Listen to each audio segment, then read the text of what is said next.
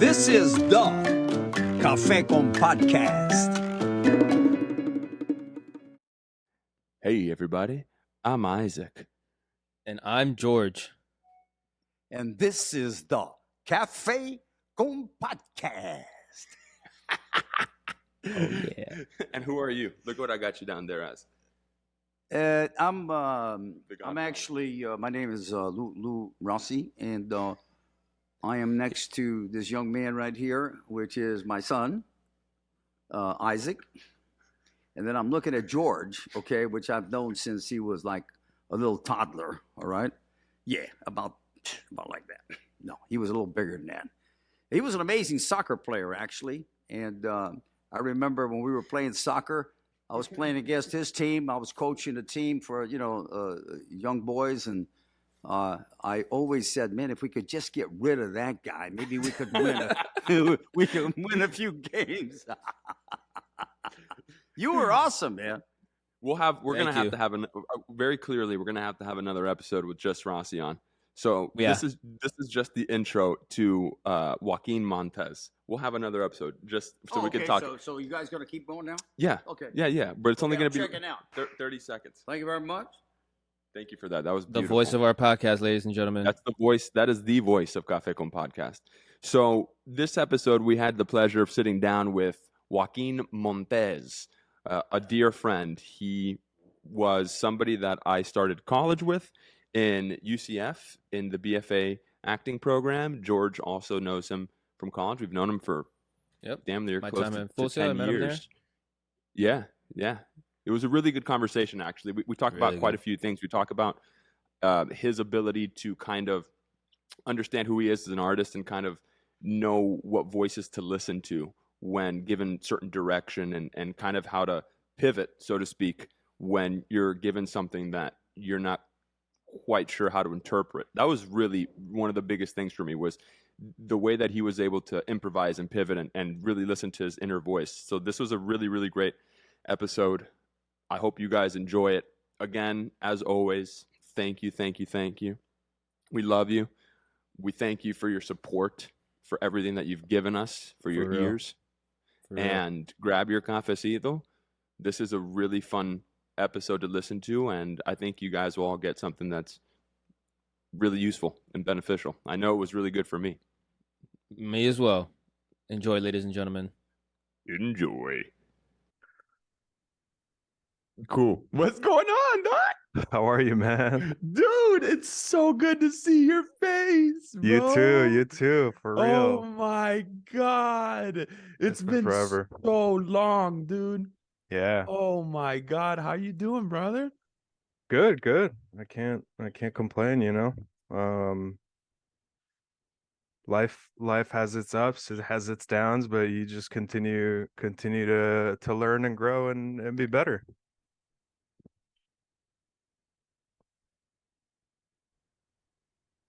I go on mute a lot for whatever reason. My microphone, I think I need a new computer because my microphone will go in and out. Like I'll start talking and it'll cut off. Dog, I hear you, bro. Tell me about the twists and turns, bro. Talk to me. Hola, city. What's up, bro? My God, Lucas, man, I miss you, dog. Yeah, it's been forever. I miss you too, man. You, bro. Talk to me about your life, man. Talk to me about the twists and turns. I was going to bring up the cybersecurity you're doing right now, but talk to me a little bit about just the twists and turns, dog. Dude, honestly, this whole thing, as we told you before, is really lax. Like, we're already gone. So it's George Michael off. What time is it right now? It's like 11:04, maybe. Yeah. So George Michael, as you see, this is another usual. He'll hop in about 10 minutes in. and then we'll get it going. Yeah, no worries. Tell me about your twists and turns, bro. I want to know about, like, I would say it's probably been a good year and a half or 2 years since we talked, even just on the phone. So talk to me a little bit about just like what's been going on with you, bro. Yeah. So a few things, and I think I want to back up just to give more context, but you know, when I graduated college in Orlando, I was kind of put in this position, just like any of us other artists, aspiring artists, where you have to make a decision about what kind of source of income you're going to be able to, to bring in. And at the time, and I've always, I think, operated from a place of, what do I like? What do I, what inspires me or what motivates me, or what do I think is cool? And at the time it was bartending, and I think even I actually remember very vividly at Manny and Lewis's place making you I forget what it was. It might have been like a old fashioned or something, and it was just god awful because I was just starting and I didn't know what I was doing. Did I drink it? Did I drink it? You did, yeah. And you had a reaction that of a best friend, being very encouraging, because that's just how you are, and you're a great dude. But man, yeah. So anyway, a lot went by, and basically I had a decision to make of like, what do I do? And like, at the time, I think programming was something that you went to school for, was something that you got a computer science degree and spent 4 years in college learning, right? And to me, it didn't seem like it just wasn't something that was on my mind at all. And like I liked the art of craft cocktails and like bartending, and like that's what drew me into bartending. So I kind of went full swing into that, and that actually is a blessing because it allowed me to move to Atlanta. I got transferred to a restaurant up here. And that was really cool. But then, as life But you goes got on. transferred from Orlando, right? Yeah. The company who I worked for at the restaurant I worked for was a restaurant group, and their headquarters was Atlanta. So That's right. I talked to one of the owners and said, Atlanta's becoming a really big hub for acting. And I'd really love to make a move there. And would you consider transferring me to one of your other restaurants? And let me ask you a question to interject in there. Yeah. In this time frame, like while you were, first off, bro, cheers, Don. Cheers, cafecito, Dale. a little cafecito. Cheers. And in that time frame when you were considering all these things that you were curious about, I guess my question is like, did you leave room in your mind always open for the opportunity to be malleable in your life? Or were you like the type of person, I know we talked a lot about this in college.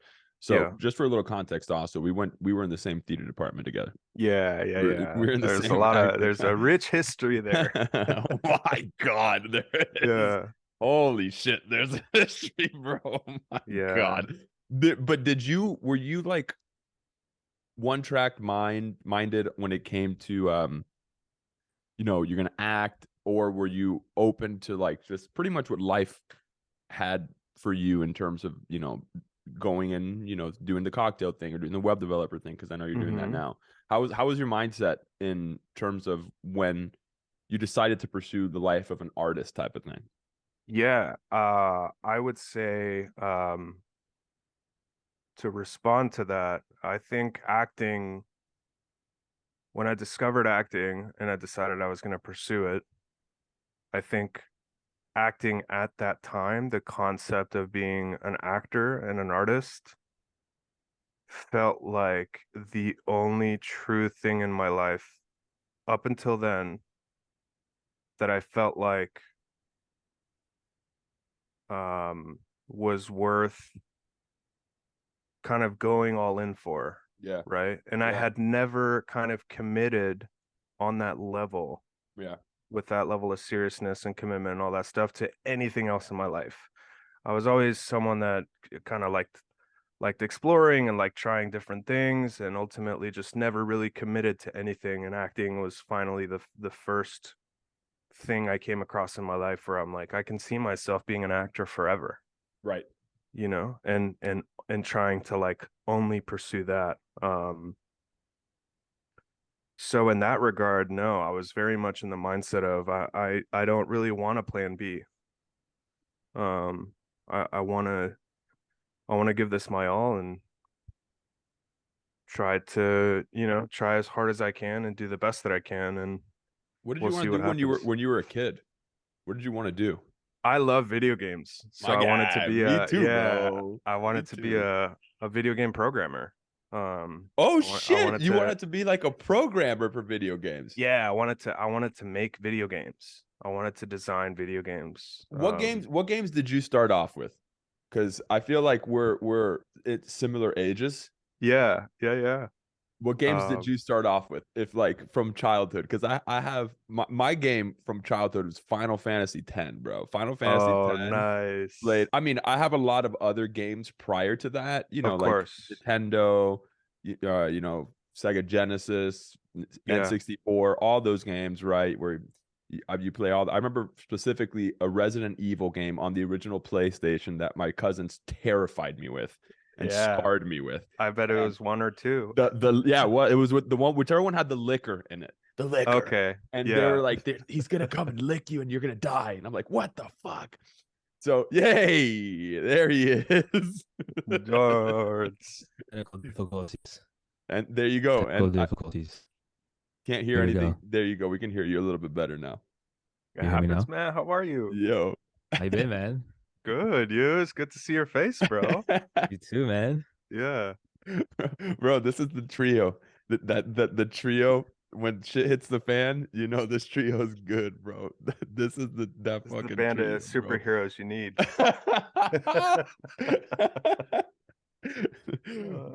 Bro. Oh, yeah, George. Yeah, Cheers, man. yeah, cheers, dog. You My get yours? my power's off right now, so I wasn't able to make Mm, one. Oh my God. Oh, Hey, enjoy it. no Yeah. biggie, Your bro. power's Yeah. off in your house? Yeah, there's construction going on in the house. Or what are you doing this off of your hotspot? We vibing. Yeah, we are. Are you? Yeah. Yeah, you look It's not like bad, you're- right? Well, you look like you're at 7-Eleven, but it'll be fine. Again? Yeah, It's all dog. good. Yeah. Yeah. Again, it's a 7-Eleven hotspot, but it's fine, bro. Are you recording this also, bro? George, Hold on one second. go on you. Hold on, because I'm using my phone as a hotspot. I really want you guys to see my background. Let me try and dip out because I want you to see. You see Oh, that? man. What? I don't know why it doesn't just let it happen when I'm here, because I That's guess the computer's amazing. picking up for me. Yeah, But- it color corrects your face, Yeah. I think. I don't know how I can do that, but I'm recording it also over here. Dude, Sky booked a movie, and I know we're jumping all over the place. So she booked a movie, and we're in Yosemite for 2 weeks. Oh, man.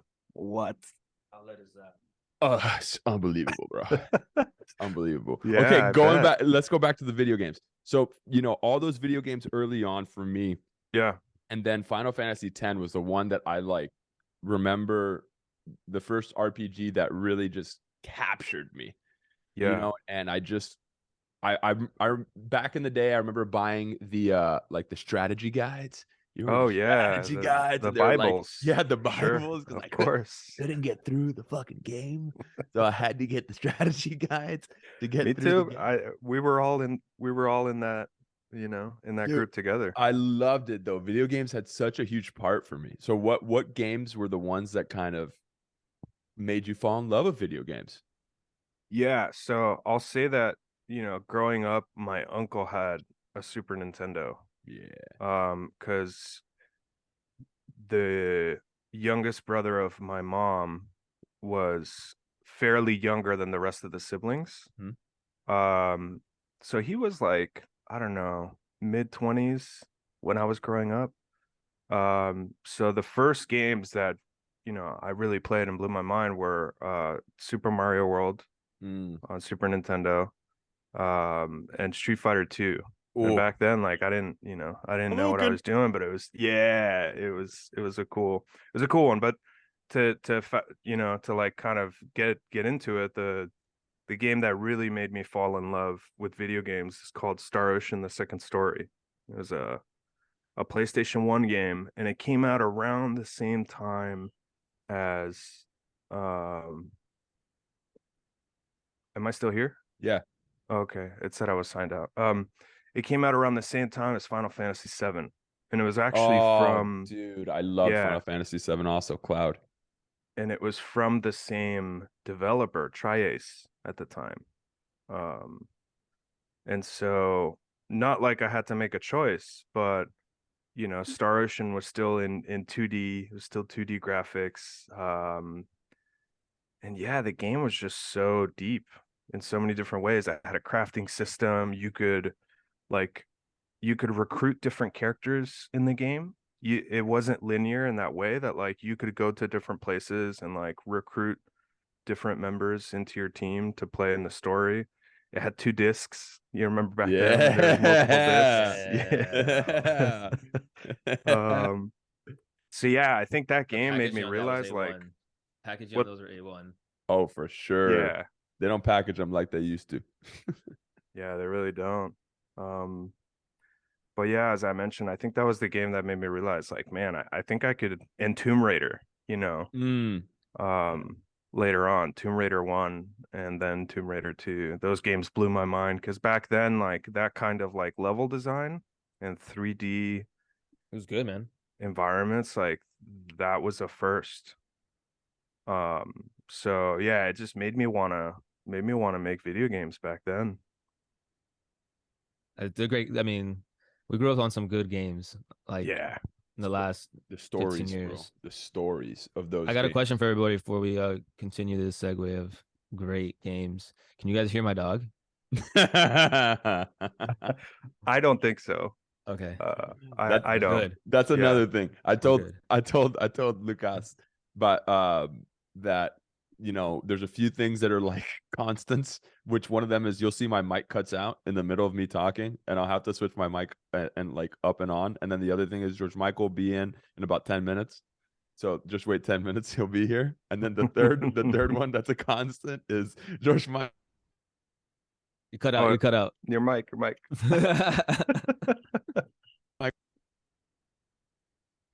I told you. See, I told you. And then the third one that's a constant is George Michael always asking, Can you guys hear my dog?" Like, no, no, we Good. can't hear Good. your This is a good dog. mic then. This is a good mic. I Mics are good. appreciate the consideration, you know. You're being very considerate and asking us about that. Bro, Yeah. that's so Yeah. funny, man. Let's go Heat, by the way. Let's go Heat. Yeah, Yeah. bro. We got a big game today. Big game today, boys. I'm playing in it, so we got a big game. Yeah. We got a big game. Dude, I saw this video the other day of this guy talking about, I'm taking a whole curve here. This coffee is strong as shit. Wow. Nice. But I saw this video about this guy talking about how like the elites, when they don't want you to know what's going on, they Mhm. Oh, your mic. You cut out again. Yeah. the elites don't want me to talk about it.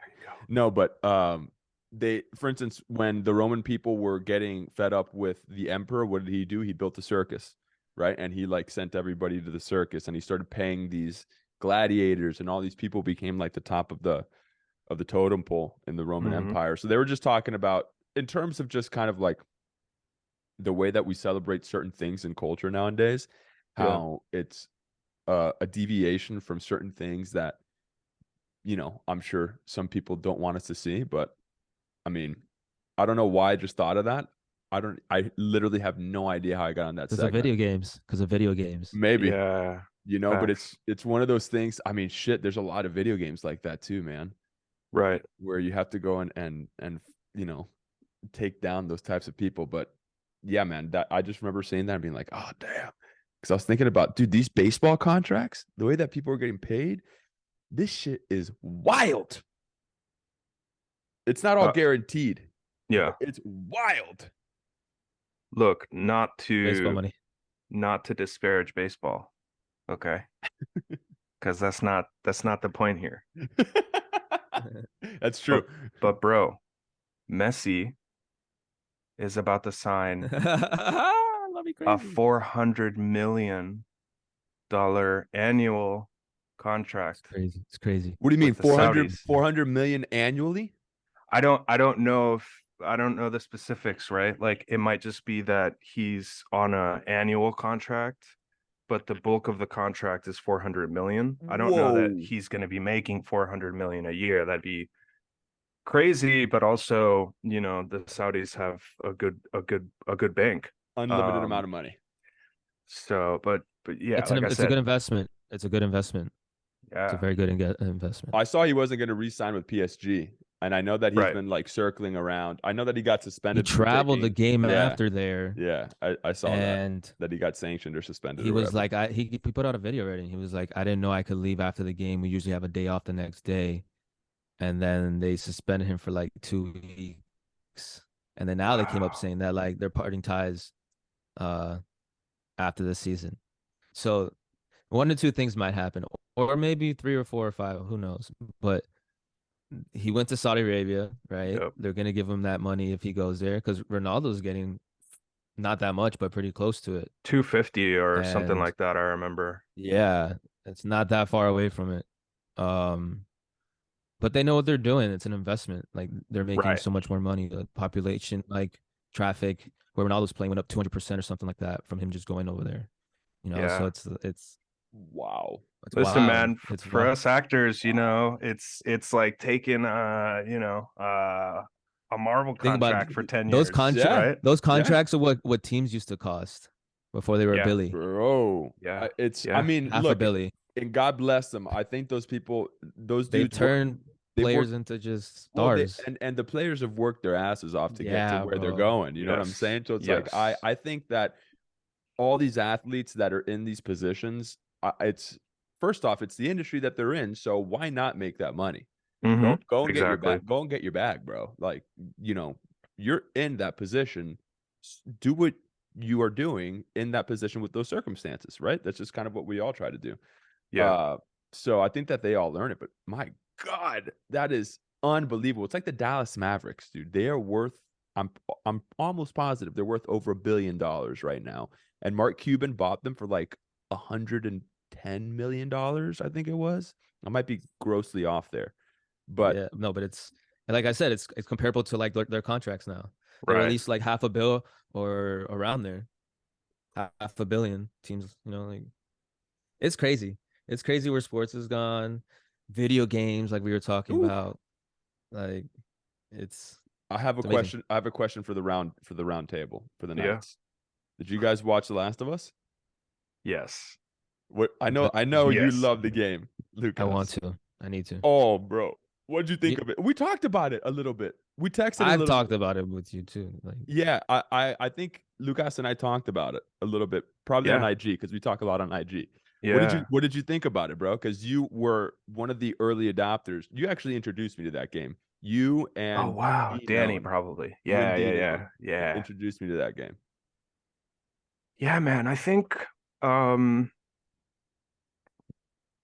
I would say the pot at the end of the rainbow in Hollywood, right? I think is and has always been successful adaptations or one of, right? One of, maybe not the only one, but it's always like that elusive unicorn that Hollywood tries to chase.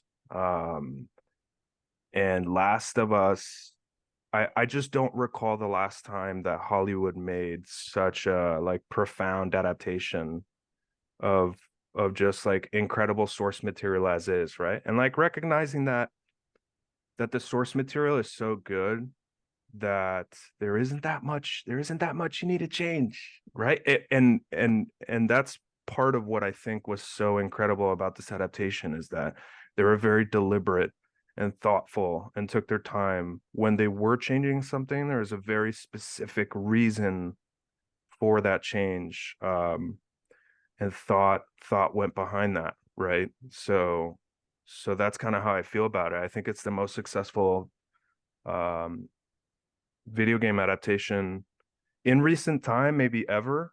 Um, and I'm extremely excited to see kind of what comes of it. I'll tell you this, man. Every A and B list actor in Hollywood is gonna want to be in season 2. I'll say that. And that's an indication of something. Yeah, A to Z. Every A to Z list actor is gonna want to be in that, bro. Yes. Yeah. So what about you, Isaac? What did you think? I never finished the game, but I started replaying the remastered version when I knew that the show was coming out. So I started replaying it, and then I would watch episodes as well as they would come out. I absolutely loved it. I agree with you 100%. First off, I think that IP kind of drives the way that Hollywood makes movies and just stories and shows nowadays. They're just looking for Yeah. IP to just kind of grab and adapt, as you were saying. And IP for those, just like in general, from what I understand, is intellectual property. So it's basically like Pokemon. You know, you make a Pokemon movie, that's IP, right? So you make Star Wars. Star Wars, Yeah. Marvel, those are all IPs. So those are all intellectual properties that they're adapting for film and television. So, anyways, first off, Pedro Pascal, like, I was first introduced to him in Game of Thrones. Same. And then I loved him in that. And then I'd see him here and there. And I know that he's a theater guy and he comes from New York and all this stuff. And when I saw that he was in Last of Us, I was like, all right, he's playing Joel. All right. I like him as an actor. It's funny. I kind of had like the same reaction to Heath Ledger when he got cast as the Joker. Because as the Joker, I was like, huh, all right. I mean, I think he's a good actor. I've seen him in Lords of Dogtown, Brokeback Mountain. I've seen him in all these things. And he was awesome. All right, whatever. A Knight's Tale. A Knight's Tale, that's true. And 10 Things I Hate About You. You can't forget the classics. But then when I saw Pedro Pascal in Last of Us, I completely bought him as a Texan. That's the thing. I was like, oh my God. I completely buy you as this man who is from this place going through this thing 100%. And then to reiterate kind of what you were saying, the IP is so strong, the source material source so strong, you don't need to change a frame. Literally, just redo the frame, right? There's that saying where it's like, we don't have to rebuild the Great Wall of China, just stand on the shoulders of the giants who have come before you.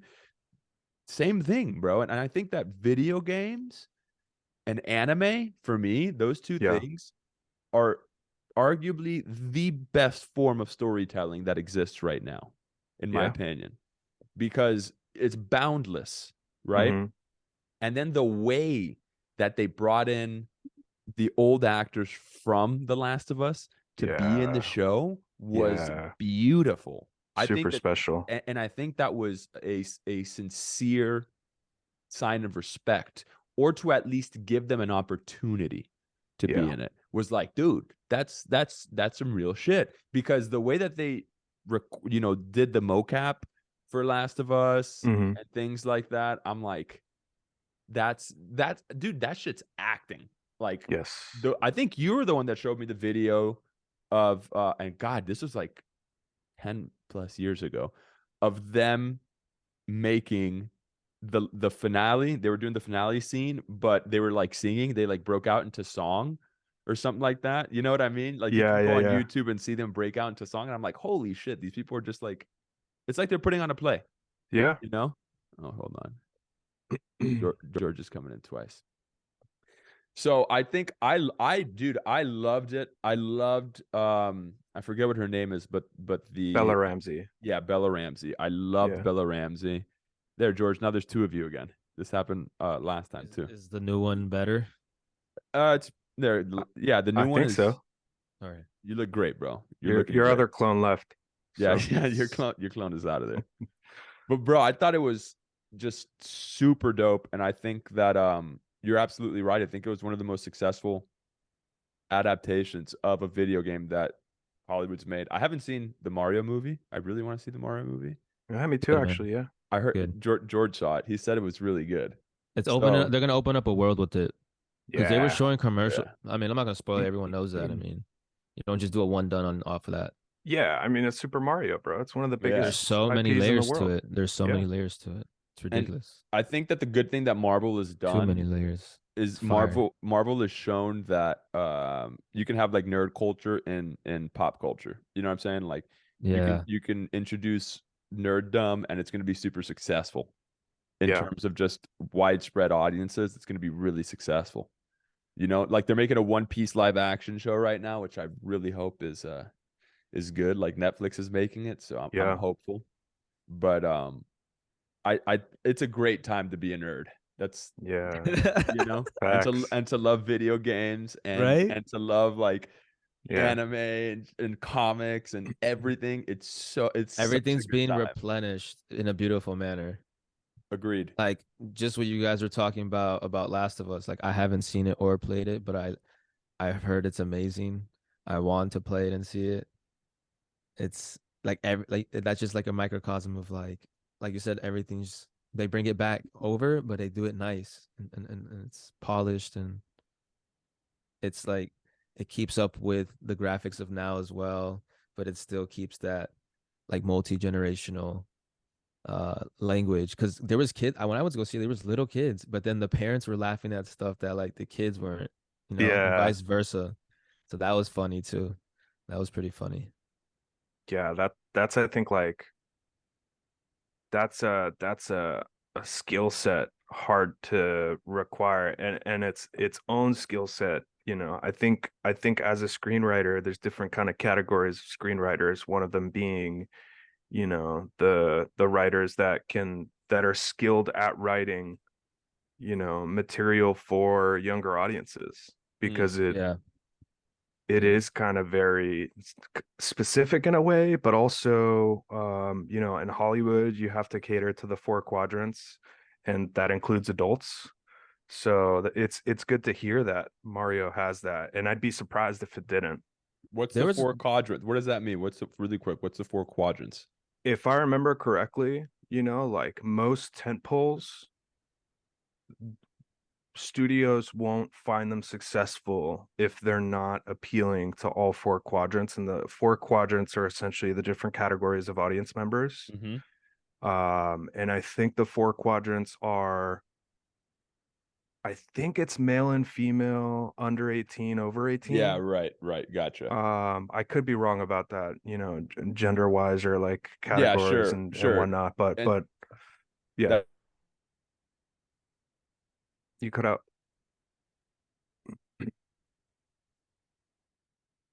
that that makes sense. What you're saying, that makes sense. The four quadrants of that. That's what I thought they were too. I'd be like, okay, so it's probably like male, female, over 18, over 18, under 18, under 18. Like if you can hit the adults and the kids, Yeah. like look at the Fast and the Furious movies now. Yeah. before the Mario movie, it came on. But before that one, a Transformers preview came on, and people next to me were like, another one of these. Oh my gosh. And then when the Fast and Furious one came on, they were like, "Oh wow!" Yeah, It was crazy. So you It don't was you don't want the hilarious. 5th Transformers, but you want the 9th Fast and the Furious movie. Hey Hey, man, people want what they want. again, that's why I think a rising tide floats all ships, bro. Because there is an odd. Yeah. You cut out.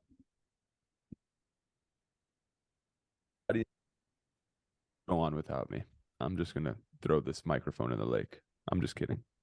I love the microphone, but One of the best creations ever. the microphone. One of the inventions. Yeah, of course. Yeah, man. Yeah, for sure. And it's crazy how like the eardrum and speakers and microphones all emulate each other. Right. Dude. So And structure. I just recently did this scripted podcast, kind of like a radio play. Dude, that's cool. Bro, these Fire. people, Wolf at the Door Studios, they made a podcast about Batman called Batman Unburied. I highly recommend it. I have not listened to it. I definitely know of it. Okay, dude, listen to it. Okay. So they worked in coordination with another studio, and I don't remember the other studio's name. But anyways, I did the scripted podcast for them. It's one of their originals, and I walk in there first. The studio was like in this nice little house type of deal in Venice, and then just going off what you were saying, George Michael, they had this microphone in the back, right? That was like shaped. It was kind of like a sort of rectangle, and then it had one ear on one side and another ear on another side. So it literally replicated the way that we hear sound. So Wow. when, I mean, and that was aside from the mics that they had each actor set up with. So Sure. kind of like be Yeah. like in an umbrella shape, and then another mic right in the middle of where all the actors, or a half moon, right around where all the other actors were. And then behind us was that microphone. So it was capturing all of that sound. So when they go to place it, whenever they're making it, because it's all auditory. Ambient. Yeah. Everything is auditory. And the way that they manipulate distance in Right. those podcasts blew my mind. That was the thing that blew my mind, was how they were able to replicate the way that if I went outside, I would hear something. Yeah. It's It's called like, the proximity effect. oh, That's what and it's what's called. that? How your ears sense how far something is when you hear it, and then like when it gets closer to you, it'll get louder by a certain amount of decibels by every like couple feet. It's fascinating. Yeah, that Yeah, shit The way because sound travels. That's the way sound. It dies out eventually. So right. that's what are you saying by that, Isaac? That like it's like they have like improv of people talking farther away on what you're saying. What do they No. do with that? What do they? Yeah. How do they apply So that? the way that we would do it was, and they have another podcast called Modes of Thought, and there's another one called The Imperfects, I believe it's called. But the Modes of Thought one blew my mind because it's about this. It all takes place in a classroom for the most part, and it's like a professor, as if back at UCF, we're in one of those auditoriums, and the professor's talking to the class, and I would listen to it, and I'd be like, "Damn, that professor's far away from those fucking people that he's talking to." So I asked him how he would do it. He's like, "Oh, dude, I would just set up this mic here, and I'd walk like 10 feet that way, and then I would just talk across the room." And I'm like, "What?" So it's Yeah. very simple. All right. That's cool. The way that they would do it, like they'd just say, "Hey, just lean back while you're talking, lean back, or lean Yeah. forward, But or start turning your head. You're talking a little bit quieter, and now you're 1 foot as opposed to 10 feet away. So if you're 10 feet away, project a little bit more, like things like that." It was very simple man, things. that's fascinating. But the other thing that they would or sort of were proponent of were like the little things that aren't always necessarily written in a script. So like you'll be able to relate to this, Lucas. But like if there's a really bad smell, go like, ugh, right? Just something like that. Because immediately that creates the ambient, that creates the environment where it's The just like, folly, right? Since we're talking yeah, about audio, it's like all the folly that comes with yeah, just life. yeah. Yeah. So That was it's fun just, studying that in school. dude, We did a class for that. It was amazing. that's fun, and man. watching videos. Have you seen people make those sounds on YouTube? Watch videos of people doing that, because I have to send you. I made one for Avatar. I had to make like a minute and a half scene out of Avatar, Avatar, something like that. the movie. First one, yeah. Wow. My class, the teacher gave it to me on mute, and basically I had to come up with all the. I mean, like with the actual raw sound, but then I had to and then I had to mute myself and just from scratch, just Wow. music in the background, not even just like I'll send it to you guys, and like I had Dude. all the sounds. It was lit. It was pretty lit. Yeah. Walk through how you went about that, because that's like such a fascinating I got really creative for that. I'm not gonna project. lie. Yeah. Like there was a point where um he match to try to turn on You got to go back. You the broke up a the little bit. torch when these You animals you were after him in the forest. Where at? you went back, right? You got really creative for it. Then you went like eep, eep, up, eep, up. Oh, Right okay. right before the So lighting the match. Yeah. okay, so when there's a point in Avatar where the character lights the match, right? And Mhm. for a torch because he's being chased by a bunch of little critters in the jungle. That scene, I had to do all the sound for that. So when I lit the match, I was like, I grabbed my name tag, I think, on my name tag on the lanyard, and like scratched it across my table, just like, and then just add a lot of reverb to it, just cut it up, slice it up, like edit it a lot, not a lot, but just find it right away, like quickly. Yeah. And it was probably with this mic, if I'm not mistaken, either this because I feel like I've had this mic for a while now, or it might be this one or another one. It ain't the worst mic, it ain't the best mic. It's just a mic, you know. I think it's a But pretty like damn good mic. I would do that. I would I mean I found like sound effects and stuff too, obviously, but I had to edit a lot of things so it matched up with the nuance of like people's movement of like The sound design, yeah. yeah, not yeah. It was dope. I gotta send it to you guys. It was fun to do that. It wasn't that super hard either. At first you're like fuck, what am I gonna do? Like there's so many Yeah. things going on. But it helps that like you listen back to the other one too, and you're like, okay, this one's amazing. Let me just do what I can do. What that's doing, it's what is it accentuating, which sounds and things like that. Like you don't have to put that much. You do have to put like certain just like background noise as well is very helpful, I would say, Yeah. with that stuff. And then the music I found, and I was very proud of. I gotta send it to you guys. I guess we'll talk about it another time. But Yeah. it's fun, man. It's fun. But I used to tell the kids in my school that made like game design. I would be like, you guys are the real superheroes. Straight up. Because honestly, bro, I listen. I'm not the biggest. Am I clipping? No. Okay, we're good. No. I'm not even the biggest gamer, but I'm a gamer. I'm a gamer still. But like all of my friends that I'm best friends with like Isaac and all the boys, they're bigger gamers than me. Like at least like spectrum wise and in general. But I loved it too, you know, like I Yeah. would go play Yu-Gi-Oh and stuff. I stunk at it, but we still Yeah. did it like on Halloween. That was dope. No, was it Yu-Gi-Oh on Yeah, Halloween? yeah, yeah, Yeah. yeah, yeah, yeah. We had a Yu-Gi-Oh tournament. That's Yep. cool. Yeah. We're like 10 years Yeah. old. Yeah. That's funny. That's That Oh, was funny, a great dude. Halloween. That was a great that Halloween. was awesome. That's when Music was great. I pulled Exodia on Kyle. Me and Kyle were in the final, and I pulled Exodia on him for those What? Yu-Gi-Oh wins.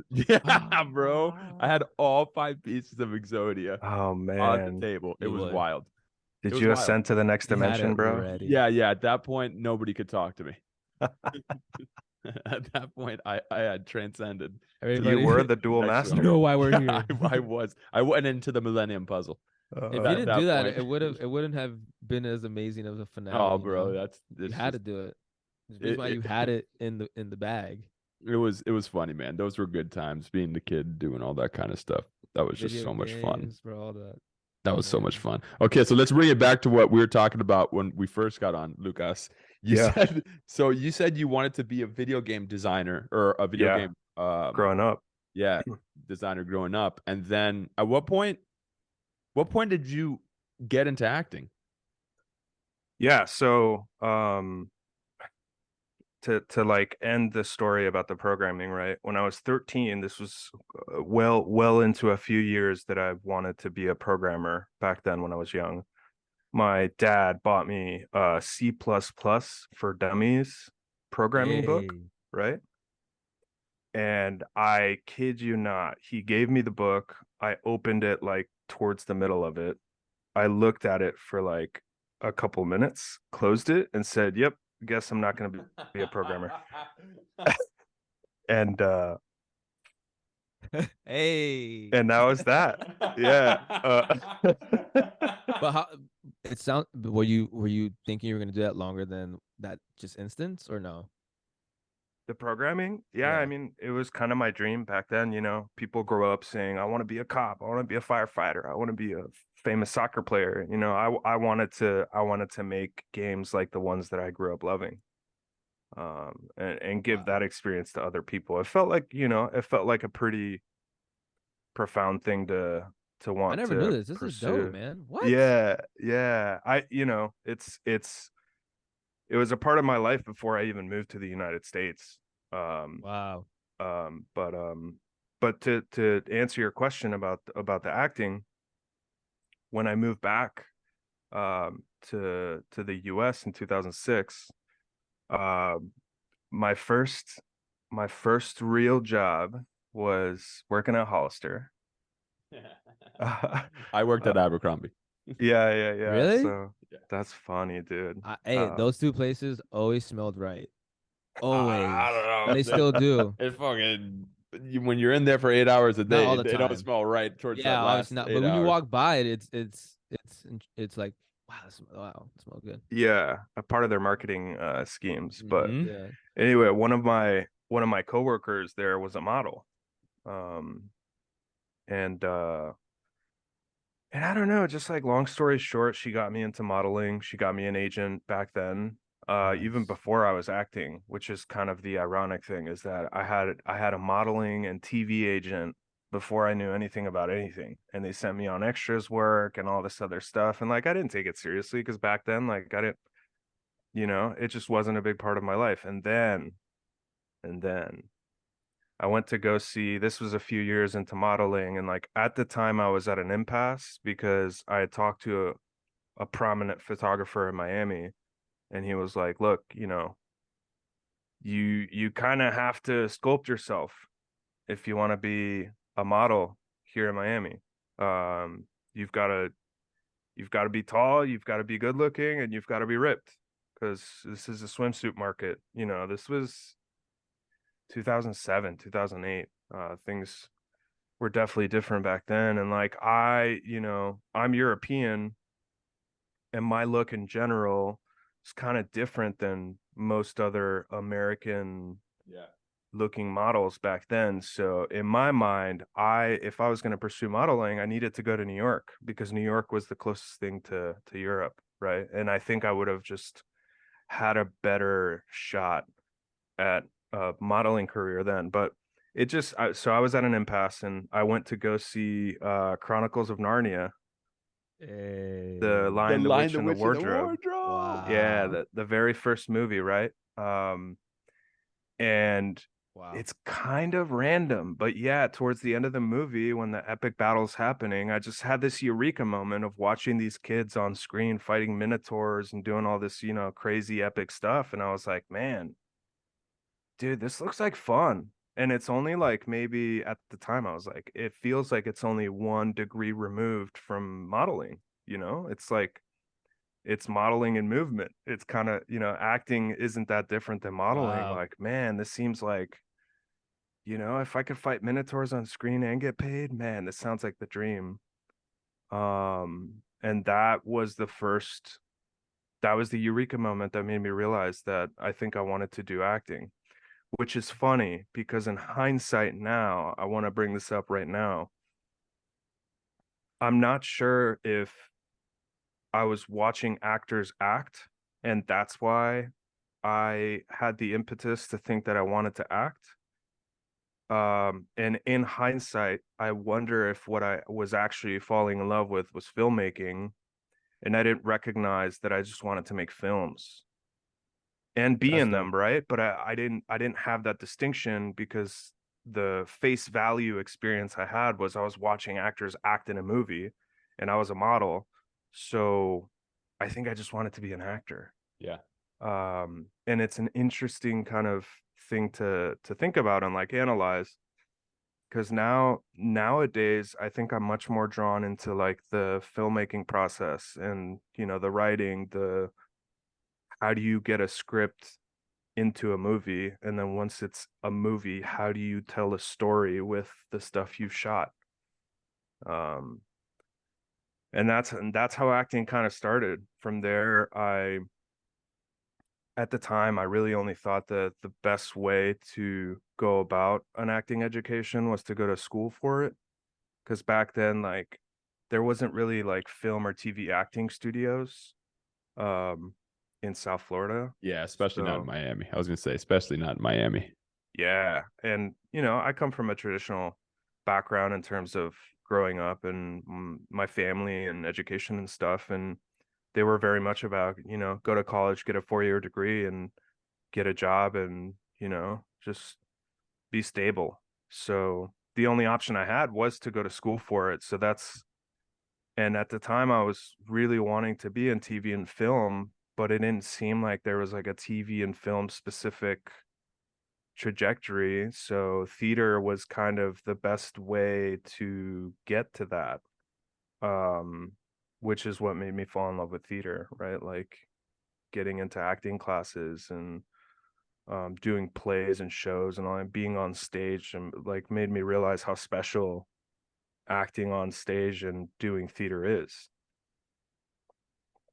Um, so yeah, That's that's crazy. kind of It's on a how. level like that watching the movie. Like, What's that? that's crazy. You found it like on a second layer like that of like, wait, is it even just acting or is it filmmaking in general? That was pretty dope when you said that. That was profound. Yeah, it's something that I've been reflecting on in recent years because I'm now getting more into writing, and I really love writing, and I through acting classes and through meeting certain acting teachers, I've kind of come to the realization, and they've really fostered a space and a time for me to really learn that skill set of storytelling and understanding story structure and just storytelling in general, because I think it's super important to like know all that stuff as an actor.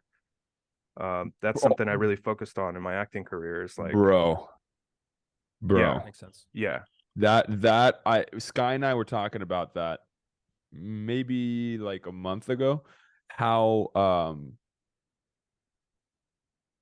as an actor, understanding story structure will help you become a better actor. Just because then you know, like for instance, try writing something and try writing a good story, because then you'll know, oh, this person is starting here and then this person is ending here. But in the middle, you understand as a writer, you're like, you're essentially, you know, everything starts when a writer vomits on the page, right? And they do that.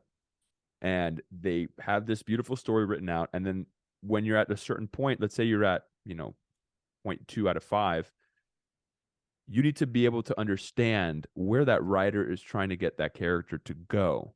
As opposed to if you just, sometimes, I don't know about you, but I find that like, even if I just apply my typical process to scenes and I have a long arc, if I'm blessed enough to have a long arc on something, I tend not to have the arc, because then I'm just kind of like going after what my rubric of my process is, right? You know, like objective, tact, blah, blah, blah, blah, blah. We go into that if we want to, but that type of thing, I just tend to go towards that rather than understanding where in the story I am, right, and where yeah, I'm trying to lead to, right? yeah, where you are as a person in your life. So let me ask you a question then. First off, you've always been a writer. I just have to sing your praises for a second, because we used to have some powwows back in the day in Yeah, college. You know, like I think getting into college, Lucas, there was a small contingent of people that were really interested in film when we all got into college, and you were one of the people that was like the most gung ho on the film front of everything.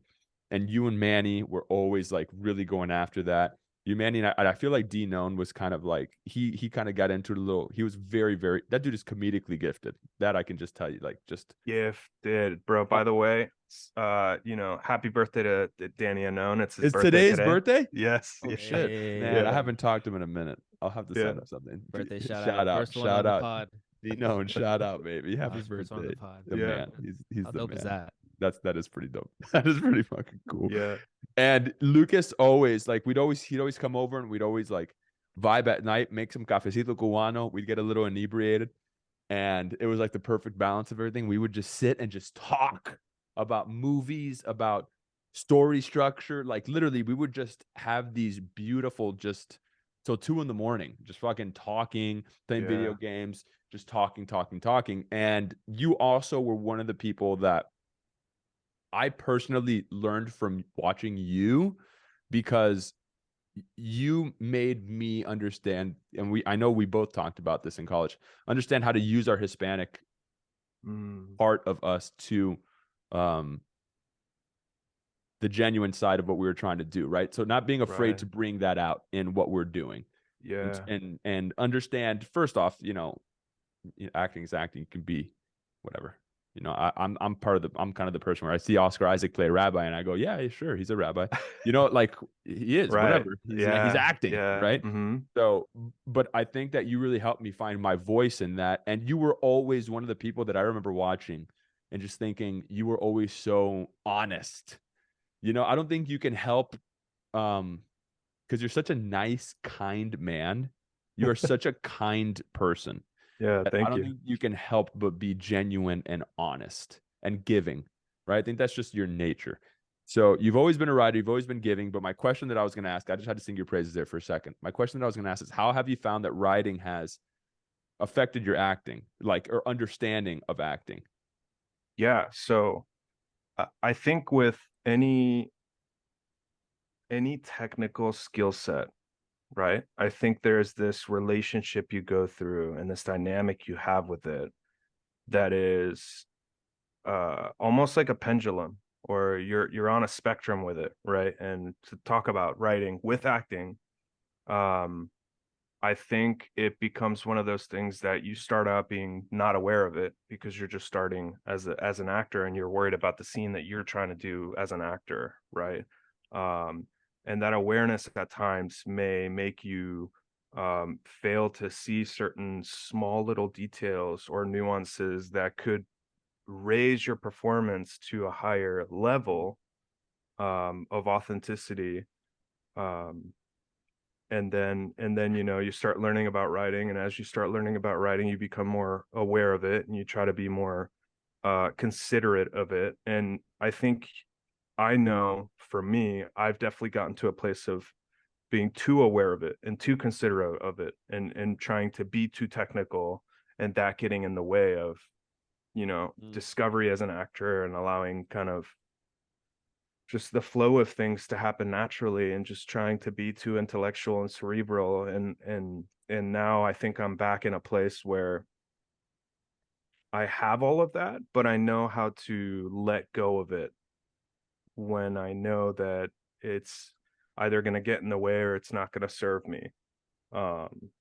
So I think that's my answer with writing. Is I feel like I was going to say earlier, acting is like being a cog in a machine, right? And a cog might not have consciousness, but as actors, we have to be aware of how the rest of the machine operates, from the person, rigging the lights above us, to how the microphone that we just got attached really works, and trying to like get to a place where you understand how the sound designers, the sound technicians were, literally like all aspects of it, I think only benefit you being aware of them.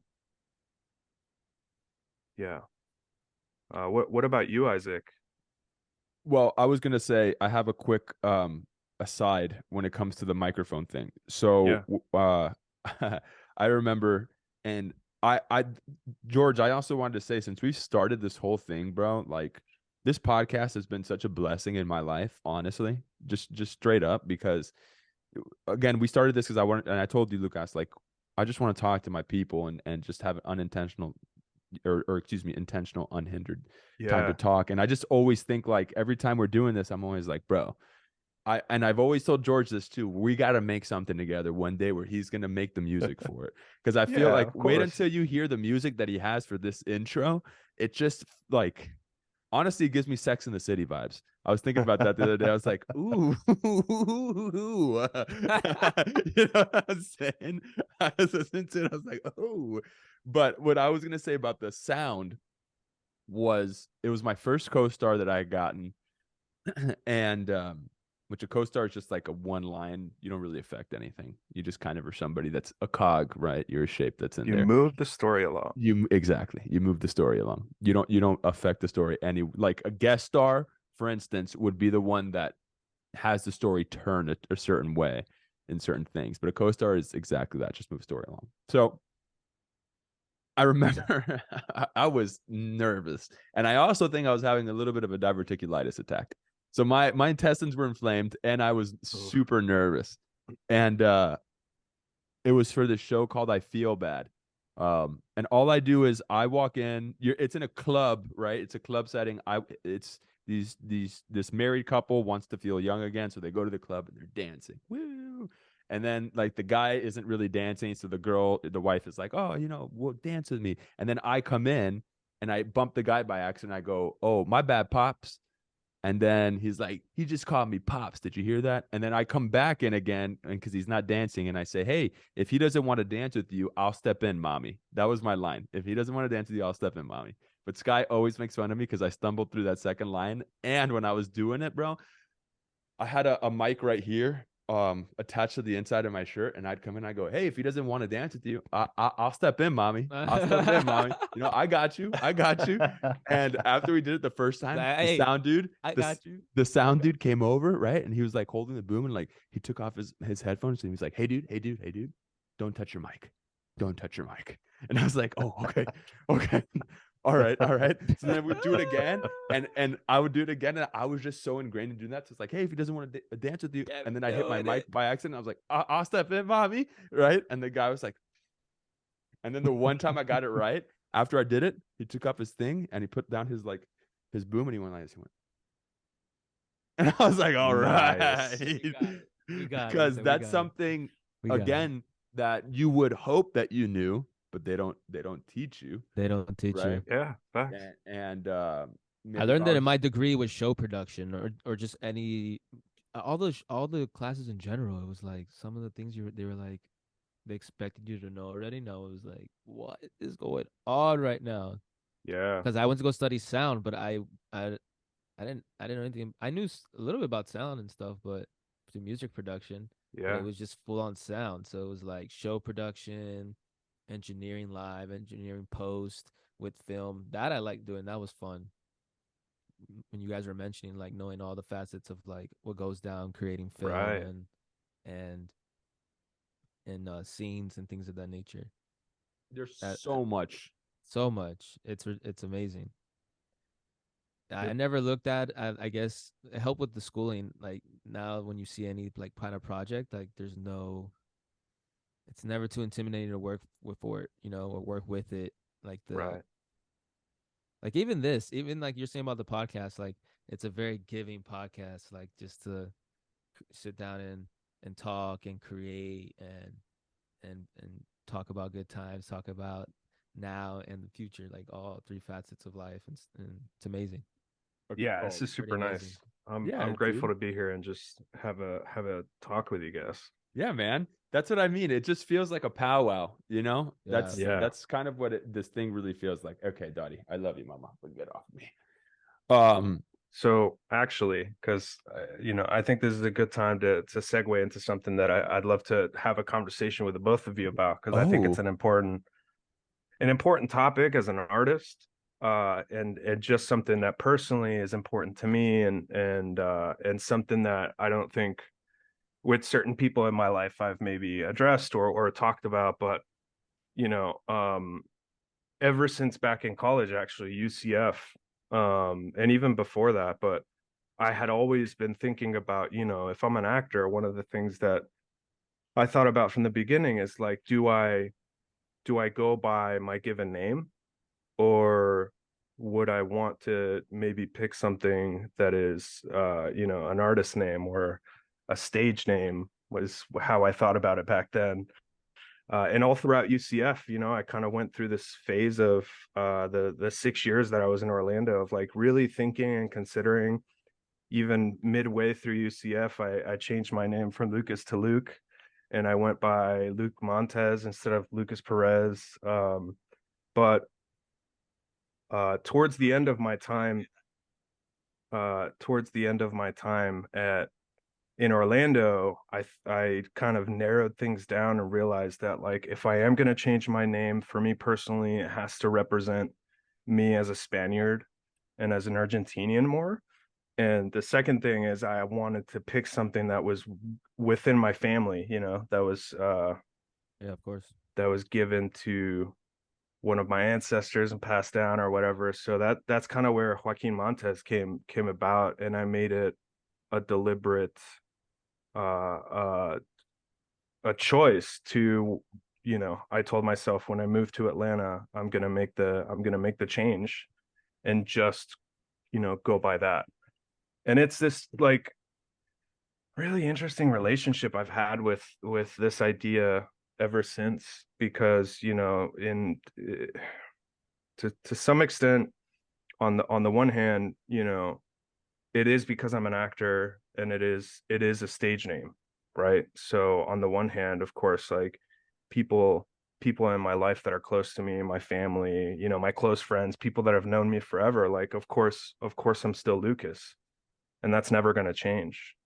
um But I learned in Atlanta that if I only went by Joaquín Montes when I was on set or I was doing some acting gig and people outside of that knew me as Lucas, there was this weird dichotomy that was going to happen of some people knowing me as this, other people knowing me as that, and getting people confused. So I just decided to just start going by Joaquin in general, and then at the time made the conscious choice to be like, okay, I'm gonna go by Joaquin.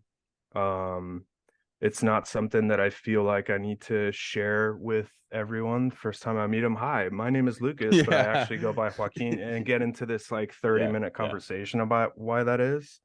And that in itself caused some like really interesting and sometimes negative interactions with people where they maybe felt like I was being disingenuous or maybe lying or any of those things. But now I'm at a point where after careful consideration for many years, I'm at a place where, and you can relate to this, Isaac, that as an actor, to me, one of the reasons I wanted to change it is because Lucas is an extremely American name. And yes, I am American. Part of my identity is being American, but I was born and raised in Spain, and half of my family, my dad is Argentinian, and those are two very fascinating cultures. And I identify as a Spaniard and an Argentinian first. Yeah.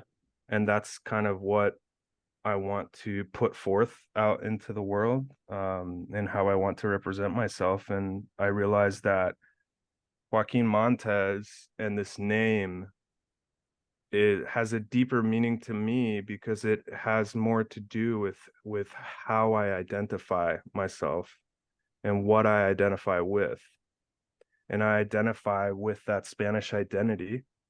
And that's kind of what it means to me now, and that's why I try to make it a kind of concerted effort to go by my chosen name as opposed to my given name. And there's absolutely, nothing wrong with family or close friends still calling me Lucas. I'm not uncomfortable with that, or even being in a public place and that coming up, because I'm now at a place where I'm comfortable about having that conversation if I need to, and explaining that I am comfortable in my identity, and part of my identity is being an artist. And part of what that means to me is that I have a chosen name that is Joaquín Montes, and that is how I move about the world. And there are people that might not understand that or align with that or respect that, but that's for them to carry. I don't. That's not too crazy though. You gotta think about it. Like you said, it's part of your identity. We talked about this on other episodes, and it's all about like, yeah, it's part of your identity because some people perceive it as that is your identity. Right. No. That's the way I'm presenting myself within a certain realm of people, Mm-hmm. or just a realm of just energy, or in a sense. Because I mean, it's normal in our cultures to be called a certain name amongst our closest peers compared to how we present ourselves to the professional world or Right. the social world. And there's nothing wrong with that because you have your public life and then you have your private life. And then some other people have their secret life. There's Yeah. facets of life that people still hold on to in a sense. So it makes sense when you first meet somebody and they don't really understand it because they're looking at it from a place of like they're not putting that situation in their mind to really try to conceive it. It's just the knee jerk reaction is like, what in the world? Like, Yeah. but that's And dope. You do that. I mean, we all done that or do that in a sense. Not everybody, but people do it. There's nothing. I feel like it's dope that people do that. oh yeah, especially as an artist. That's Right. Especially. it's and that's something that I wanted to ask you. Did you find, because I have like my 2 cents in a second, but I have a question first. Did you find that I guess what was the ramification of you changing your name in terms of, were you going out for less Hispanic roles before you changed your name and then you started to go out for more? Hispanic roles afterward? Like, what was the effect? I guess not ramification is a little bit too strong of a word there. What was the effect in terms of your artist life when you changed your name and professional life? So what was that effect? Yeah. It's interesting because I think in some ways it didn't change much, because ultimately, you know, if I'm being presented to a casting director or to a project, you know, I'm being presented with my headshot, and that'll be what those people making decisions will go by, more so than my name. However, part of my struggle in my life, you know, having this dual identity in a way that I am American, but I was born and raised in a different country. And I identify as Spanish Hispanic first, is that when I moved here, I was very young, I was 8, and I was just at the threshold of not picking up an accent when I learned English. And I don't have one. And I part of the reason that I made it a conscious choice to make the change and to identify as a Spaniard and Hispanic first is that if I have lost count the amount of times throughout my life that if I had not told someone that I was born and raised in a different country, or that my parents, you know, are Spanish and Argentinian, 99% of the time they would say, "Oh, you know, I thought you were American. I thought you were born here." Y eso And te that's da something. roña. Y eso te da roña. Does that give you, does that like, what does that do to you when people say that? Yeah, it's just not true. You know, Yeah. yes, I am American because I've lived here X amount of years, you know, and I'm a part of this culture, of course, and I do identify as American in a lot of ways. But truly, I am Spanish and I am Argentinian, and that's kind of the way I want to move about the world, because that's where I was born, that's how I was raised, and that's my You were truth. submerged in the culture Right. of those places. Yeah. I identify myself very much Colombian American. Yeah, for sure. Right. Very, yeah, For I sure. always tell myself when I was a kid, I was like, if I was able to be good enough to play for either national team, if I can play with, I would like to play with Colombia. You That would would be try, pretty yeah. cool. That would be cool. Right. Like, but Um, I love United States too. Don't get me wrong. But yeah. Yeah. we all I get Hispanic was our Hispanic upbringing was very Yeah. profound in our lives. Yeah. But to finish answering your question, Isaac, you know, this is a whole other conversation, I think, or a whole other topic as well, that bleeds into the answer for your question about how did it affect, you know, my acting career when I made the change. At face value, it didn't change that much. But part of the reason that it didn't change is, again, because most of the way casting decisions were made were based off of my look, number one, and number two, my essence, right? Oh, dude. That makes sense. Like, Essence is everything. yeah, so 90% or 80%. I mean, I'm not a casting director, so I may be talking out of place here, but 80% of, you know, 5 and unders or co-star roles are your look and then your essence. And so I would say that it didn't change too much kind of the roles that I was being presented for, or I didn't see an influx of like Spanish or Hispanic roles. Because part of what was happening is, just on the fact that I was Spanish and Hispanic, just on that alone, it didn't matter if I did speak Spanish, if I didn't speak Spanish, you know, what nationality or culture I was a part of. If I was Hispanic, I was going to get the Hispanic roles, whether they were Colombian or Right. Mexican or whatever it was. And I found it really problematic to be auditioning for X action TV show or procedural, and I'm getting, me personally, you know, the villain who is a Colombian drug lord. Mm-hmm. Damn. And now I have a choice to make. Is like, do I try to be authentic in myself and present something that is not accurate to being Colombian? Or do I try to lean into that Colombian a little bit, which I have always felt like I have an affinity for dialects and language. I'm bilingual, always have been. So, you know, dialects and accents is something that comes pretty naturally to me with some work.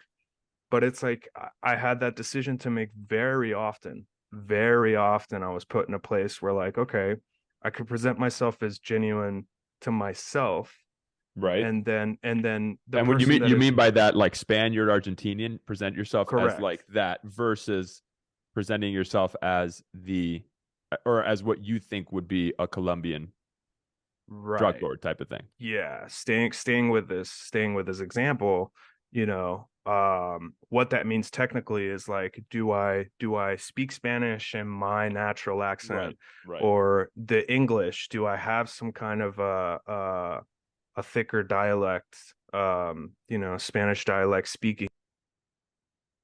You're on mute. You went on mute. Um, You're off. You're off. There. yeah, so it was a lot of that. It's like, do I try to conform to the idea that they have in their head? 95% of the time, the people making the decisions aren't even, Hispanic. they're not Yeah. they're not within that culture. They're making decisions outside of their realm of knowledge. So what would you do in that situation? Or what did you do? You know, and you can speak on both or neither, whatever. What did you do? Yeah, for that particular role, because it was just a very specific and kind of profound moment in my career where I tried to work on the dialect and tried to present a Colombian version of myself. Yeah. Because I was That's coming dope. from a place of actually having done research and like knowing what that is, even if I'm not Colombian myself, right? Being able to represent that. You talked about Oscar Isaac being a rabbi. It's like that stuff happens, but I think it becomes much more problematic when you kind of think of these roles and these cultures as one size fits all. And yeah, oh, this guy's Hispanic and he speaks Spanish. Perfect. He'll be able to do it. Yeah, right. And it completely bypasses the authenticity of what you're trying to represent. And you're also at that point kind of using that for the wrong reasons. You're using that character. First of all, you're stereotyping the character. And second of all, you're just misrepresenting that culture and that person and all those things that I think just hurt us as uh Hispanic community much more than it it helps in having that representation on screen.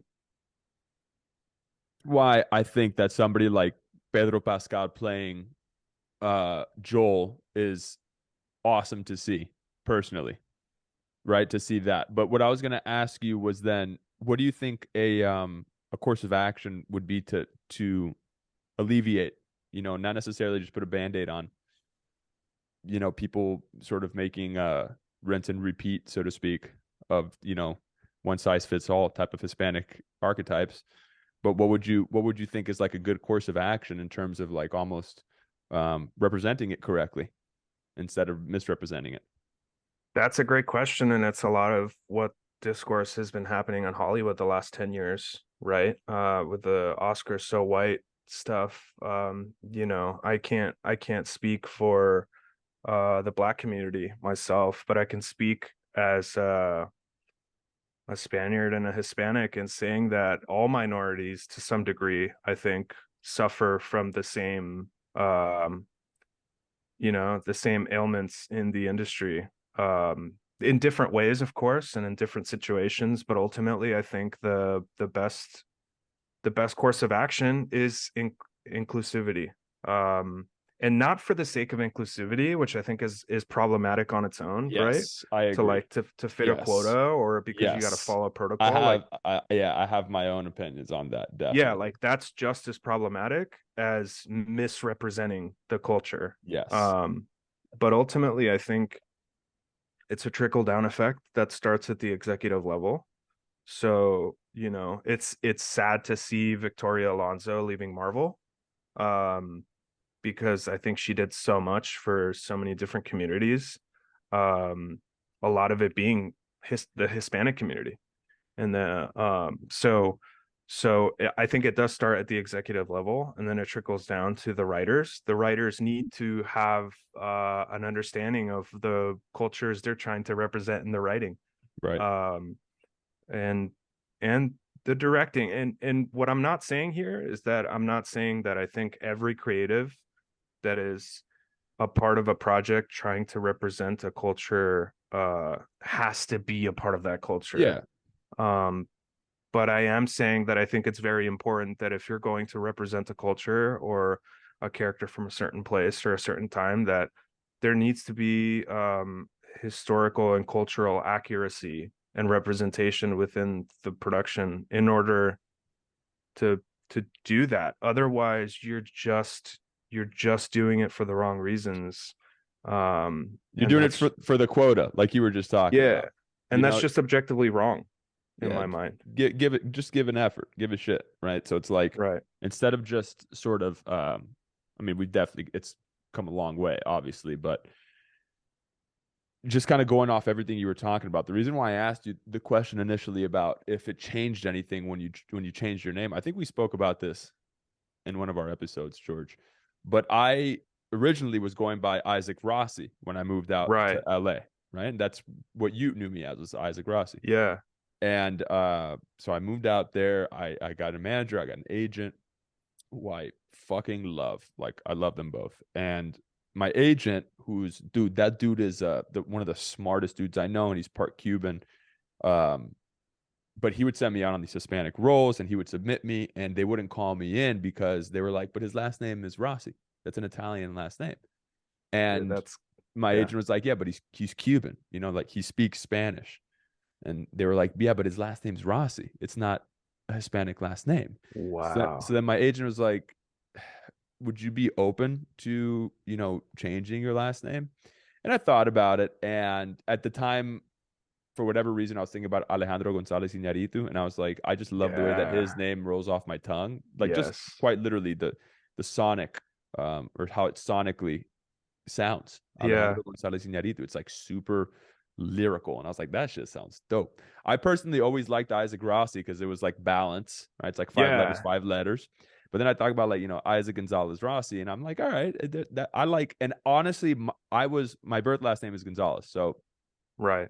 And it was a way for me to honor my grandfather further again. That's why I kept Gonzalez originally, because my dad adopted me when I was 12, and he legally adopted me, so that's why my last name is Rossi legally. But anyways, I said, yeah, I'll change to Isaac Gonzalez Rossi. And immediately when I did that, I would start getting called in, even for those stereotypical archetypal roles, where I wasn't getting called in for those roles before, because even though they saw my headshot, because I didn't have a Hispanic last name. So that's why I asked you that question, because I was like, I immediately saw impact once I changed my last name. Right. And this was like, I moved out to LA almost 7 years ago. So I immediately saw that impact. And, yeah, man, I think everything you're saying is incredibly, I think it's right on in the sense of it moving towards progress, right? Because I've also gotten called in for all those roles, and most of the time, what they want is neutral Spanish, or what it's called, and that most of the time is what I've been taught is Colombian. Right. It's essentially like South American Spanish, but not like Argentinian Spanish. Right? Yeah. Different. So anybody that knows the different dialects of Spanish knows that they're all incredibly different. Like Caribbean is way different than Argentinian, right? Or Caribbean is way different than European Spanish. So, for instance, my movie, right, that I reached out to you for, I really tried my best. That was a situation that I was like, I was a little bit nervous about, because of course, I was playing a Spaniard, and I am Caribbean, so my Spanish is much different than that of a European. Sure. And so I reached out to you knowing that you're from Spain, and I had you like really give me some advice, which I am incredibly grateful for. And I just listened to I decided to just kind of model it after Javier Bardem. I was like, I'm just going to listen to everything that this guy has ever fucking talked about, you know, and just listen to the way he talks, to his cadence, to the way he did it. And I tried my best. And that is the God's honest truth. I still think that I sound Caribbean, but that's my own thing. But the one thing I will say was that I remained consistent throughout it all, right? And then as an actor, I think that material is the most important thing that you're given as an actor, right? Yeah. So going off what you were saying earlier, this will blend into it. Material is the most important thing. So in my movie, for instance, my material, it was, you know, girl falls in love with guy type of thing. And it was, you know, white American girl falls in love with a Hispanic guy. And I think that in that material, it was important for me to know background on who my guy was, where he came from, and what he did. Yeah. But it wasn't specifically subjected towards him being Hispanic, if that makes sense. Yeah. Right. So it was important to influence the way that I moved through it. Right. But it wasn't like the archetypal Colombian drug lord, because I've been given this all the time also. Right. Yeah. So the Colombian drug lord, if that's, and this is going to go back to the quota thing that you were talking about, inclusivity just for the sake of inclusivity, because that's where I have an issue too. It's like, I wish things were based off of like a meritocracy. So you were hired off of merit, but then you have equal opportunity to everybody. So give everybody an opportunity, but then hire the best person. That's like that's honestly the way that I feel, is give everybody an opportunity. However, don't hire them just because you're checking a box. Hire the person who is the best for that position. So if we're talking about those roles where it's just like a Colombian drug lord, that material for an actor then becomes, right, they want Scarface. You know, they want fucking, even Narcos was like, I liked Narcos, right? So I like the original one. But they want that type of thing, which is the rinse and repeat, which they know is going to fit a box for the majority of their business to continue forward. And then that's wherein lies, all right, if that's the case, let's at least have material that allows the actor to accurately represent that thing, rather than it just be like whatever the fuck, bro. It's hard sometimes with 5 and unders. That's what I will say. It's like the 5 and unders is like, you didn't bring me my money, bro. Yeah. You want to fuck? What the fuck, bro? You want me to get you down? Like, you know what I'm saying? It's like, that's just like what the 5 and unders are. It's like, you think this is a game, bro? I'll show you a fucking game, bro. You know, like that's just like, it's just straight up. That's just what it tends to lean towards, right? So I think also something that my agent's given me that's been incredibly valuable for me as a human in acting is that he always says, just be you, bro. Like don't try to be, and I know you and I talked about this a lot in college too, when we were like, don't hide your Hispanic. Right. Because I think that I tried to hide my Hispanic big time when I was in college. Did I, dude. We both, you know, that's, of course. We're an artist. Roles, obviously, probably yes. But the question is, have any of you received roles for like another ethnicity? Damn, that's a good question. That's interesting. That's a good question. And that's, in my opinion, kind of sad that we even have to be like, yeah, I can say that I have. I did a role on NCIS New Orleans. And this is, and this plays into the situation at hand, right? That they wrote it in a way where they didn't even care. Right. They were, I think it was maybe like a misrepresentation or representing something for the wrong reasons, that I don't even remember what nationality I was. I don't know if it was Cuban or Colombian, but yeah, I played a black market doctor that sold, you know, organs in the black market, and it was the Halloween episode. It was a cool gig. Don't get me wrong. It was great dope. to do. That sounds dope. But it didn't matter. Is the thing. It didn't matter for the episode. For you to be Hispanic. I wasn't featured a lot, and I didn't talk. You know, it was all action sequences of me trying to run away from the main characters of the episode, and I was just the elusive villain that they couldn't figure out who it was. But then I had kind of an inverse situation happen on this show called Superstition, which was a really cool experience to be a part of, where to give a little bit of a backstory, there was a really amazing show on Netflix called Bloodline that was shot in the Keys. Yeah. Oh, I heard about that. Yeah. Yeah. So in the You made third it click when you said season, it was made down here. what's that? You made it click when you said it was made down here. In the Keys. Yeah. Kyle Chandler. Yes. But in the third season, there was a storyline where they were going to get into business with Cubans from Cuba. Mm-hmm. This was an example of great representation for the right reasons, right? And I auditioned for those roles, and the writing was very, very clear that there was accuracy and intention behind representing them as Cubans. And I did my best to bring that out of me for the auditions, and it was one of the best, the proudest auditions and the hardest auditions I've done, because there was three That's characters. awesome. There was the boss, and then the two kind of right hand men, if you will. And I had to audition for all three of them, and they were all like multi-episode guest stars. I ended up not booking those, but then how that becomes relevant is that, years later, I go to do this audition for this Southern demon killing cowboy That's lit. for this show called Superstition. And it was a sci-fi show kind of similar to Supernatural. It's like Monster of the Week type of thing. And there was definitely demons in it. And this guy's just a badass, demon killing, whiskey drinking cowboy. And it was a very big character on the page. And it was one of those that leveled me up as an actor, just doing the audition and having to go into the room and auditioning for that role. I took a really big swing in the audition room, and the casting director, like, What did you do? What did you do?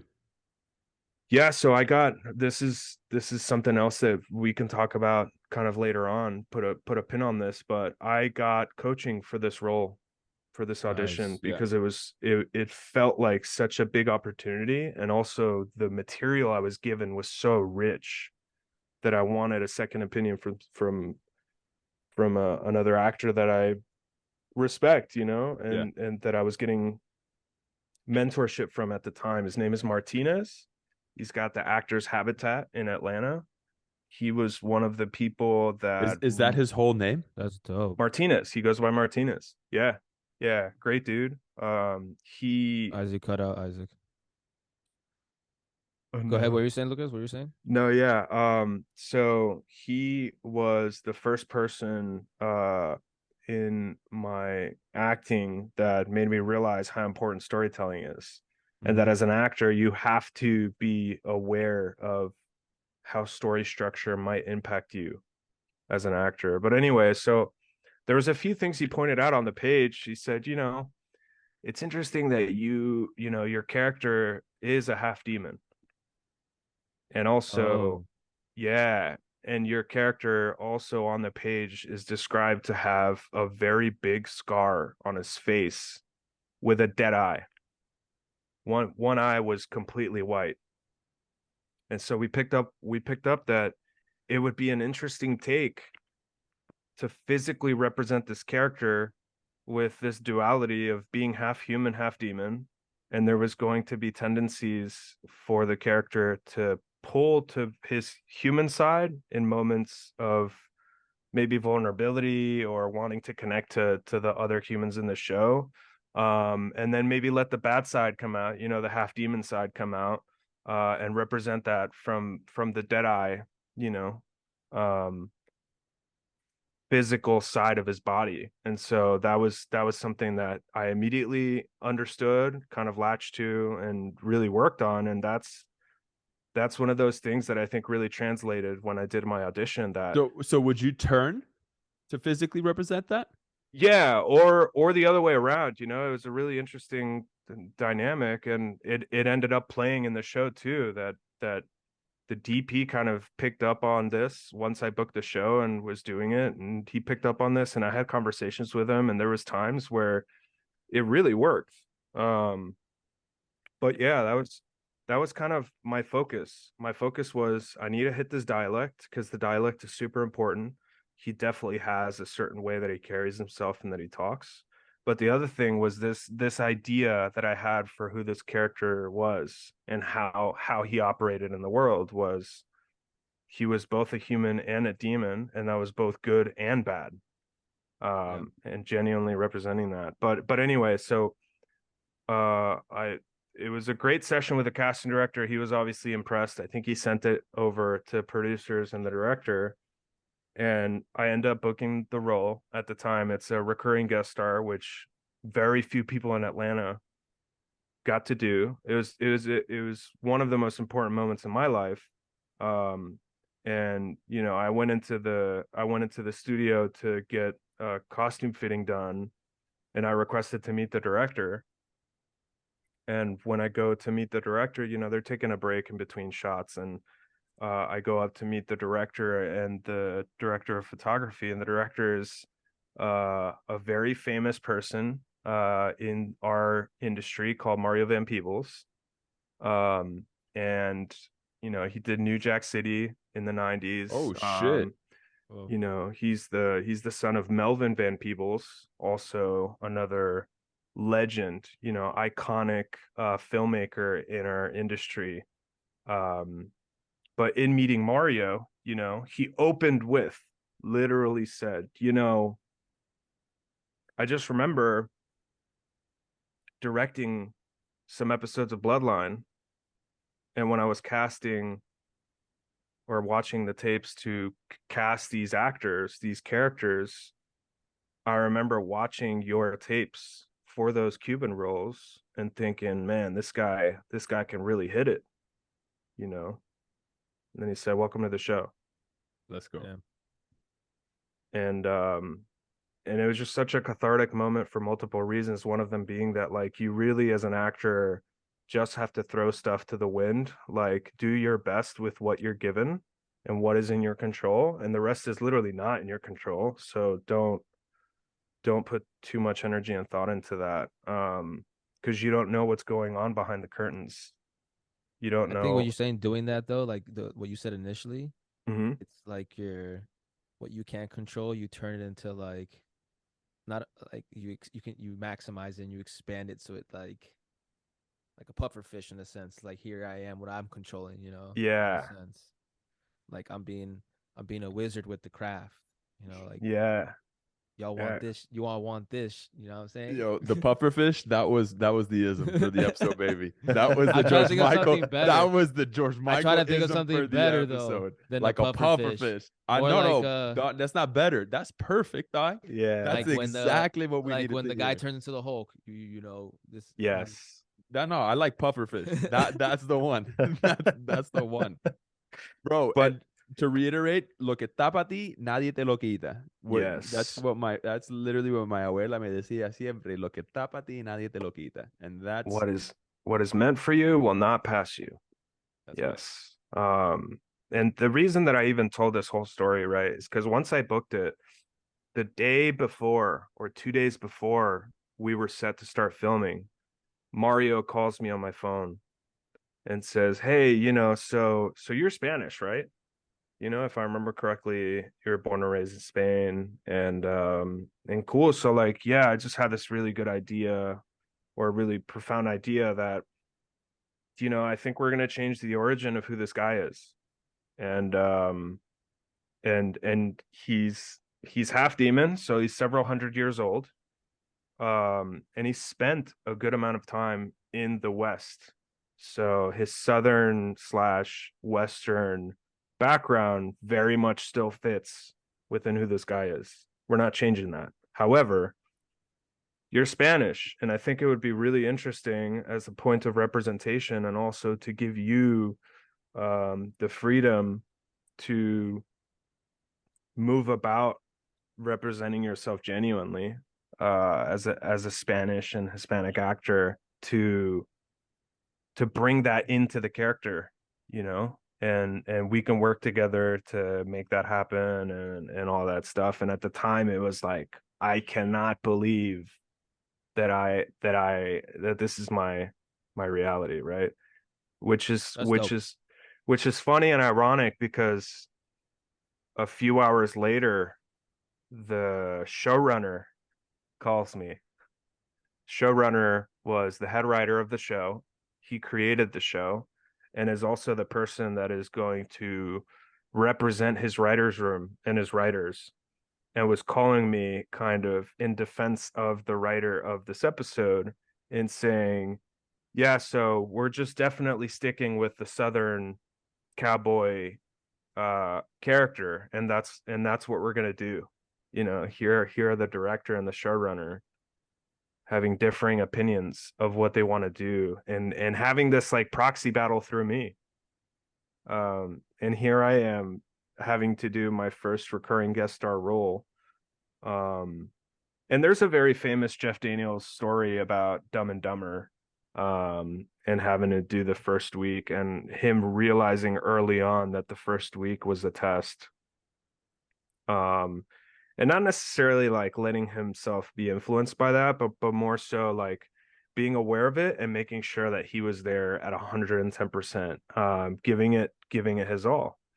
And I knew going into it that the first day was going to be absolutely crucial. And it was just like such a crazy experience to walk into that now I sort of had to prepare two different versions of this role, because the two creatives at the very top of the show wanted different things. Do you think Um, that helped you having to create two different versions? Ultimately, no, I think it was a hindrance. Why? Why? Because having to split my focus in terms of what I was going to prepare technically, because it requires technique, it requires specificity and finesse to do something so big, and to, it's again half human, half demon, demon killing, whiskey drinking cowboy, who's supposed to be kind of the badass big brother to the main character of the show, is supposed to be a good and a bad role model for the main character of the show in the absence of his father. So there was a lot going on with the role, and I just wanted to, try to hone in and be very intentional and specific. And I think it split my focus in trying to like, play all sides and placate and like try to just, be present and Yeah, adaptive. yeah, and you had to, and you were, of course, like I understand you're trying to satisfy all parties while still being genuine, right? Right. And honest and authentic. So what ended up happening? Which way did they decide to go? Did that proxy battle get settled? In a way, yeah. I mean, on the first day, we shot these scenes that were kind of one-on-one scenes between me and the main character. And there was a lot of me explaining to him a lot of backstory of who I was, because the reason I even come into the story is because the father, who is absent, has gone to go fight the main bad demon in the show. And he's away from home at the time. He's called me in because him and I have a long history, of a few hundred years. The father is also, multiple hundreds years old. So like he called me in as kind of like Surrogate, backup, like a or surrogate father. exactly. Yeah. So here I am kind of explaining a ton of stuff to the main character, and yeah, we went through it, and the first take, he's like, okay, cool, do the Southern. All right, only Southern. And mind you, like, I have to point out that the Southern was a mainstay for the character. I was Southern. I was a cowboy. That did not change. The difference was between, do I add the extra Spanish flair, Yeah. speaking Spanish and expressing myself in certain places Sure, with like my little Spanish? ad libs. You could give little Yes. ad libs in between certain things, and just showing that extra layer of who you were. What kind of Right. Southern were you? Were you like Georgia? What kind of Southern? Oh, were you born like No, it was North more Carolina? Texican. Oh, Texican. It was Texan. It was Texican. Texican, baby. Texas Mexican. I Yeah. get it. You're right at the border. I understand. San Antonio. San Antonio. Yeah. Okay. So you were born like Texan. It was very flat. It was very slow. It was very relaxed. Cool. Well, And drinking that's kind of whiskey. yeah, yeah. And there was definitely a cadence or like a musicality to the way that I express myself, which is really what I try to focus on, is making sure that that I was expressive. But basically, like what it boiled down to is, okay, we're gonna do one take where you're just Southern. Okay, let's do another take and like, don't get crazy with the improv, but if there are certain places where it naturally feels like you can add some Spanish to it, do it. And we shot kind of both versions, and we kind of kept doing that.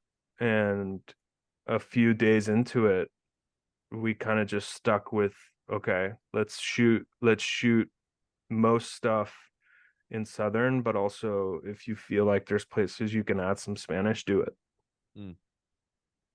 So it ended up working out for me, and I felt like it was very much a part of it. Added a lot of richness to the character, and also just the story and the show in general. The ability to have this badass cowboy, demon killer who is Southern but is also Spanish, I thought was very good on Mario to push for that and to kind of persevere through the resistance.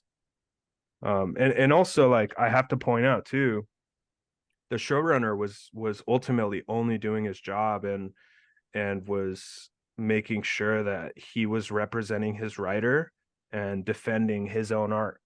So there's no ill will or any kind of negative feelings towards that, because ultimately we're all artists and we're all trying to make the best art, that most profound art that we can make.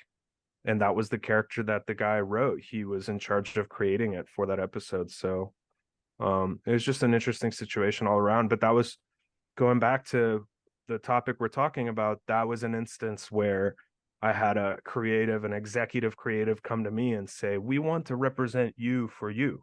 We want to allow you to represent yourself genuinely for who you are, because that'll add richness to the story and it'll make it more interesting. I don't think it's forced either, because you're Southern, and Southern is like Texas, Arizona, so there's a chance you can be Hispanic as well. So Yeah, it made sense why they even brought it up.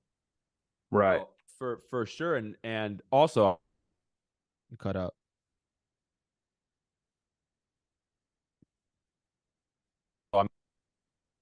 this is something that happens all the There you time. go. And you being a couple hundred years old, I mean, there's a lot of European influence in the Americas, Right. being a couple hundred years old, right? Yeah. Like the conquistadores were European, were they not? Or am I Yes. off on that? Yeah, So, for you know, sure. it's just things of that. There's a lot of mix in there. And I just want to comment on what you just said, that the showrunner was ultimately doing his job, right? So my opinion on this is that you should not have been involved as the bridge between those two differing opinions. Sure. I think that, you know, I had a coach tell me this. You remember Russ, right? You remember Russ Blackwell? Yeah. Yeah, he I remember him saying that the one thing that an actor has is their process, right? Correct. So and I've heard multiple interviews with a lot of other You cut out.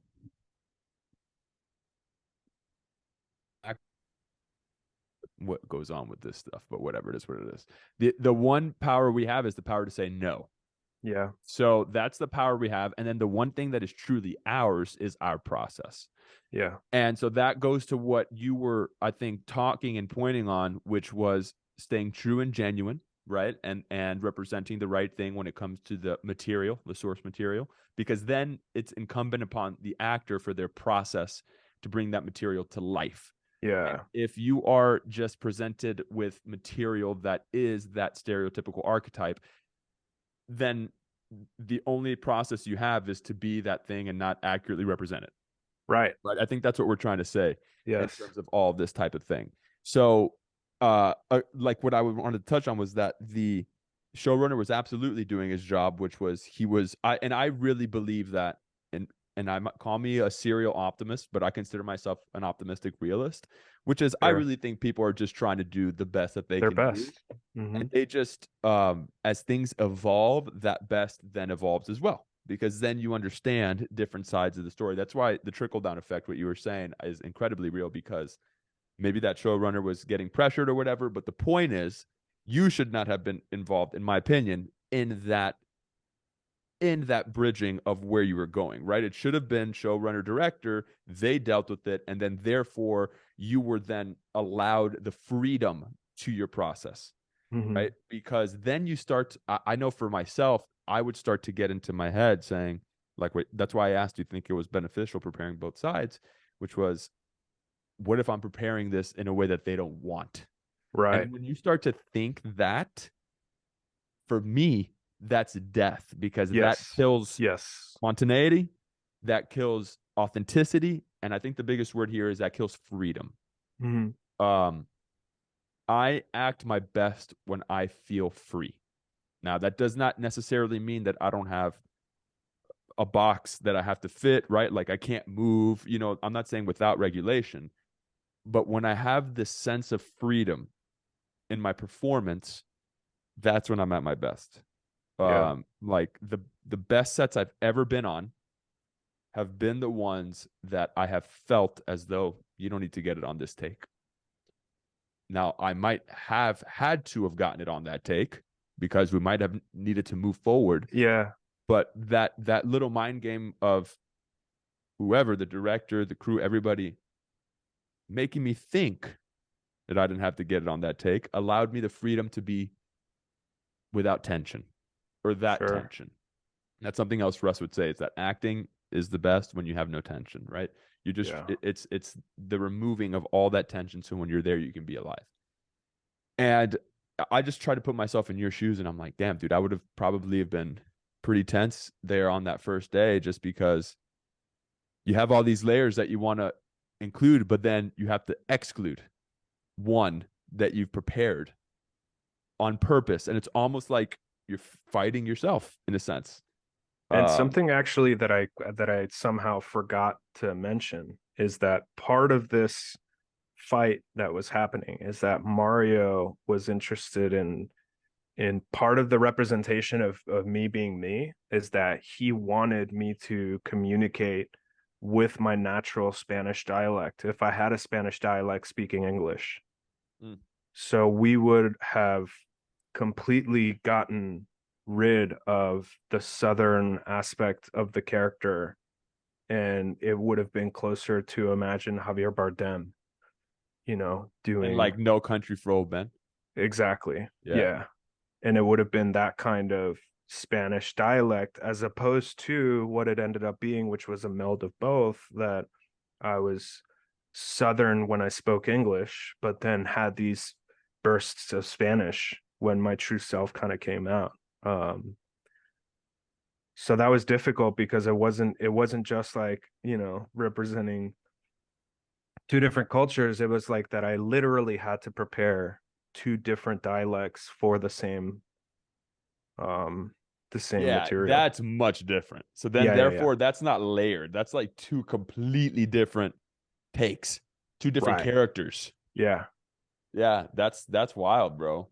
And I got booked on this job on a Thursday to film on Monday for a 60-page episode where 75% of the material was me on screen, was me talking on screen. Good shit. So it also is so it was a lot to cover on top of having to present two versions of this character. So that's where the reason I even bring this up is because it was a challenge in that first we had to get through, okay, what version are we doing? And then I was allowed to then kind of try to find the nuance and stuff. But had the character been solved to begin with, I think it then allows me to get to higher levels of nuance, which, you know, the higher you get, the smaller the differences become, but the more crucial I think they are, because you start getting into really interesting, very minute, specific, subtle, technical things that enrich all performances, all stories, I think. And I don't believe that I had the time or the space to get there. The first thing I thought of was, I don't know if you watch Yellowstone or not, but Yes. when Kevin Costner gets angry in that show, he Mhm. goes like this, and he literally like puts his tongue in the bottom of his lips, like when he's talking to Beth, he's like, Beth, God damn it, you know, Yeah. like that's like whenever he talks about her. And he has an interview talking about the way that he talks on that show and why he does that also. But that's the type of stuff for me that becomes like these minute things that sometimes you don't even discover until you're on set. Yes. You know, I mean, ideally you'd like to discover it beforehand, doing all the proper work and everything. Like Yeah. you know, the best of the best come in and they have everything down, and it's like a magic trick, dude. It really is. You see Illusionists. you see it and you're like, wow, this is Wow. Yeah. unbelievable. And then you see people working things out on set sometimes, Yeah. and you're like, wow, okay. And that's where the thing about filmmaking and television and movies is really a beautiful thing, because then you see, oh, it is a collaboration, because then the editor and the, you know, whoever's in the post production side of it take those little sprinkles of everything and make it the story that they want. And you're like, oh, dude, sometimes you just it's just all a magic trick. Whenever I see something that's done, I always go, good job. And then when I see something that's done that's well, I'm like, Yeah. wow. You know what I'm saying? Because it is Yeah. so hard, as I'm sure you know, to even make anything, bro. Right. Just to make something. It's Yeah. unbelievably hard. And Yeah. it's like, that's honestly, just you talking about all this is something else. Another reason why I wanted to bring up this whole podcast and the inception of it, and what I've realized it's done for me without even thinking about it at the beginning, is that it gives us autonomy to do it the way that we want to do it. Yeah. And nobody, we didn't come into this thinking that this was gonna be something huge. You know, we just wanted to do it. So Yeah. we just did it without any sort of regulations or really expectation. And it's Right. been awesome to see how you can make something when you are autonomous. That's what I was telling Sky. I'm like, this fulfills a portion of me that I didn't know I needed fulfilled, which was I'm Yeah. producing something. I'm no longer a consumer. I'm creating something, Right. because we're constantly consuming. And then as an actor, you're also a cog, like we were talking about. Yeah. So you're on there and you're fulfilling a part, right? And it's a beautiful and it's vital, and it is your own and your process. And that Jeff Daniels story, I've heard it before, is awesome too, because I think then he ended up talking about how like he did something and they didn't know if they wanted him to do it, but then he kept doing it and it ended up being exactly what like he It wanted needed. to do. Yeah. Yeah. Yeah, you know, and I love listening to him too, bro. I love listening to him talk. Yeah. But Robert Downey Jr. has a really famous saying. He's like, you know, when they come and tell you something, you just nod your head and say okay, and then you do whatever the fuck you Do wanted to do whatever in the the first fuck you place. wanted to do. You know? Yeah. 'Cause, Totally. I mean, it's important to maintain that process, authenticity, and purity, in my opinion, just because then when you got to trust your director and everybody, but then when you remove that because you're trying to conform to what everybody else is telling you to do, you lose the sparkle. You lose Yeah. the little flavor that you as an individual is bringing, right? I Yeah. could give all three of us the same paragraph to read and it's going to be completely different. Agreed. So it's that thing again, just kind of going back to that freedom of autonomy. And I think the best directors that I've ever had, we talked about this too in one episode, have been the ones that are like shepherding you, giving you actionable things to go towards, rather than telling you, I need you to be sad here, or I want you to say it this way, right? It's more so like somebody that tells you something where it's, you know, This kind of sad or this kind of mad. yeah, it's like, like you said, put that person in their their place. This person's being a little fucking, you know what? Mm-hmm. Put them in their place. treat them like a child. All right, I understand what that means, right? And Yeah. for you, Where are we that going? means something different. Exactly. So and again, we were talking about it. The person that's getting put in their place in that position might be the lead in the show. So what happened? Did I cut out? No, you're good. Oh, the person is getting put in their place might be the lead, and that's the perspective we need the story told from. So then we need to see that person's reaction in order to move the story forward. Yeah. But if the antagonist is not putting them in their place, we're not going to move the story the way it needs to go. Correct. Yeah. Right? If the antagonist is just angry and they're just being angry, that's different than the antagonist coming at you like a laser and putting you in your place. Yeah. Right? So those are the best kinds of directors that I've had. And again, it allows for the flavor. Right? And so maybe they might say that was a 10, dial it back to a 6. Whatever. You know what I'm saying? That was a baseball bat, give me a needle. I don't know, dude. It's all fucking weird things, right? I think what you're saying too is essentially, you know, when some people tell younger people to do something and then they ask why and they're like, because I said so. Oh, yeah, that's the worst. You know oh, what I'm saying? yes. So it's like good. the director. Yes. I can see why people have control over things and they want to say that.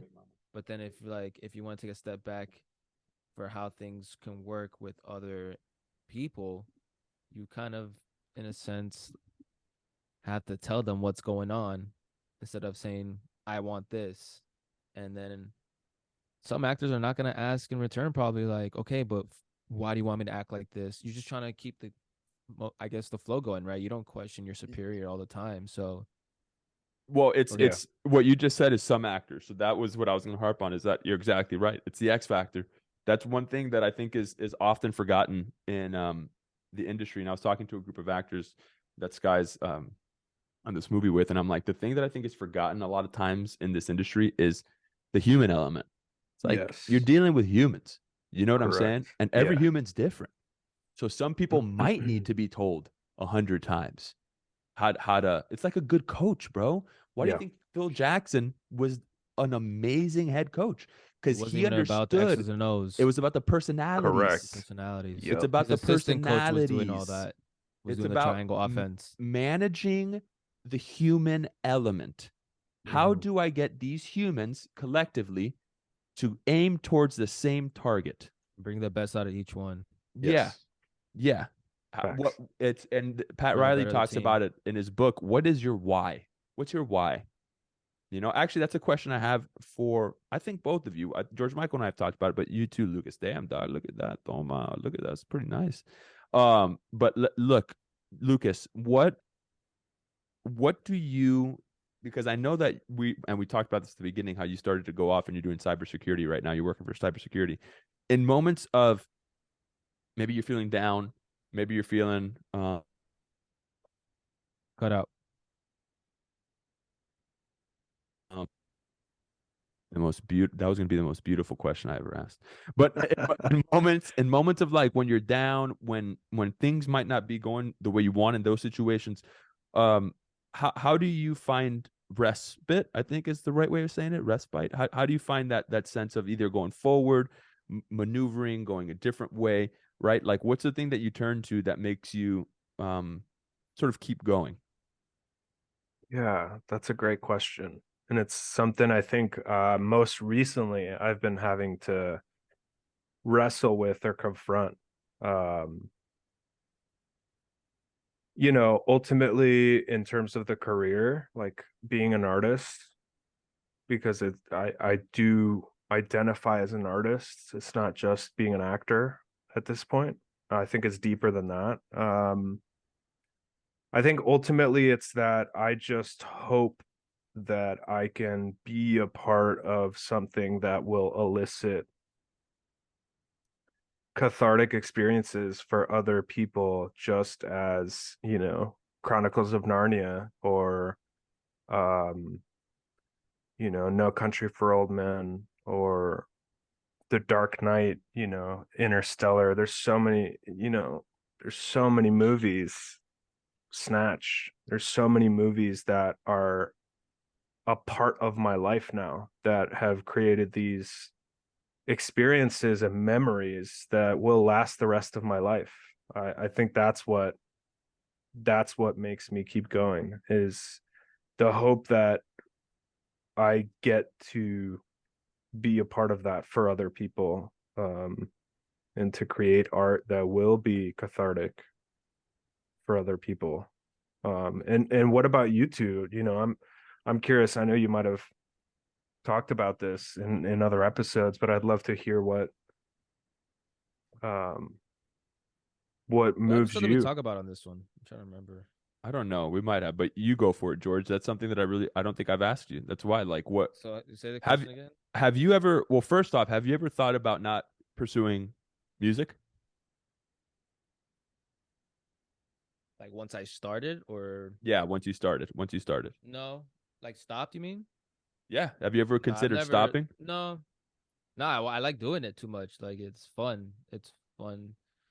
You know, to do it. And then I think that it's fun as well to for the search of trying to make music that other people will like.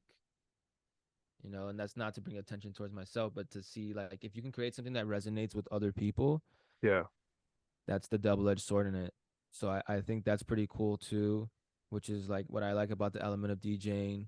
If you can genuinely make people dance, you know, that's fun. That's fun to do that. So the reason why I asked is like once I started, because when I was younger, I mean, my dream was to be a professional soccer player, bar none. Like I love music. I played instruments since I started playing soccer, but soccer was like I love soccer still, you know. Uh, but that was my dreams and aspirations as a young boy, was if I keep doing this in this manner, I can make it. I can probably make it somewhere, you know, and play for a living. But I got to play for a while, uh, which I enjoyed, and at the same time I was making music at the same time.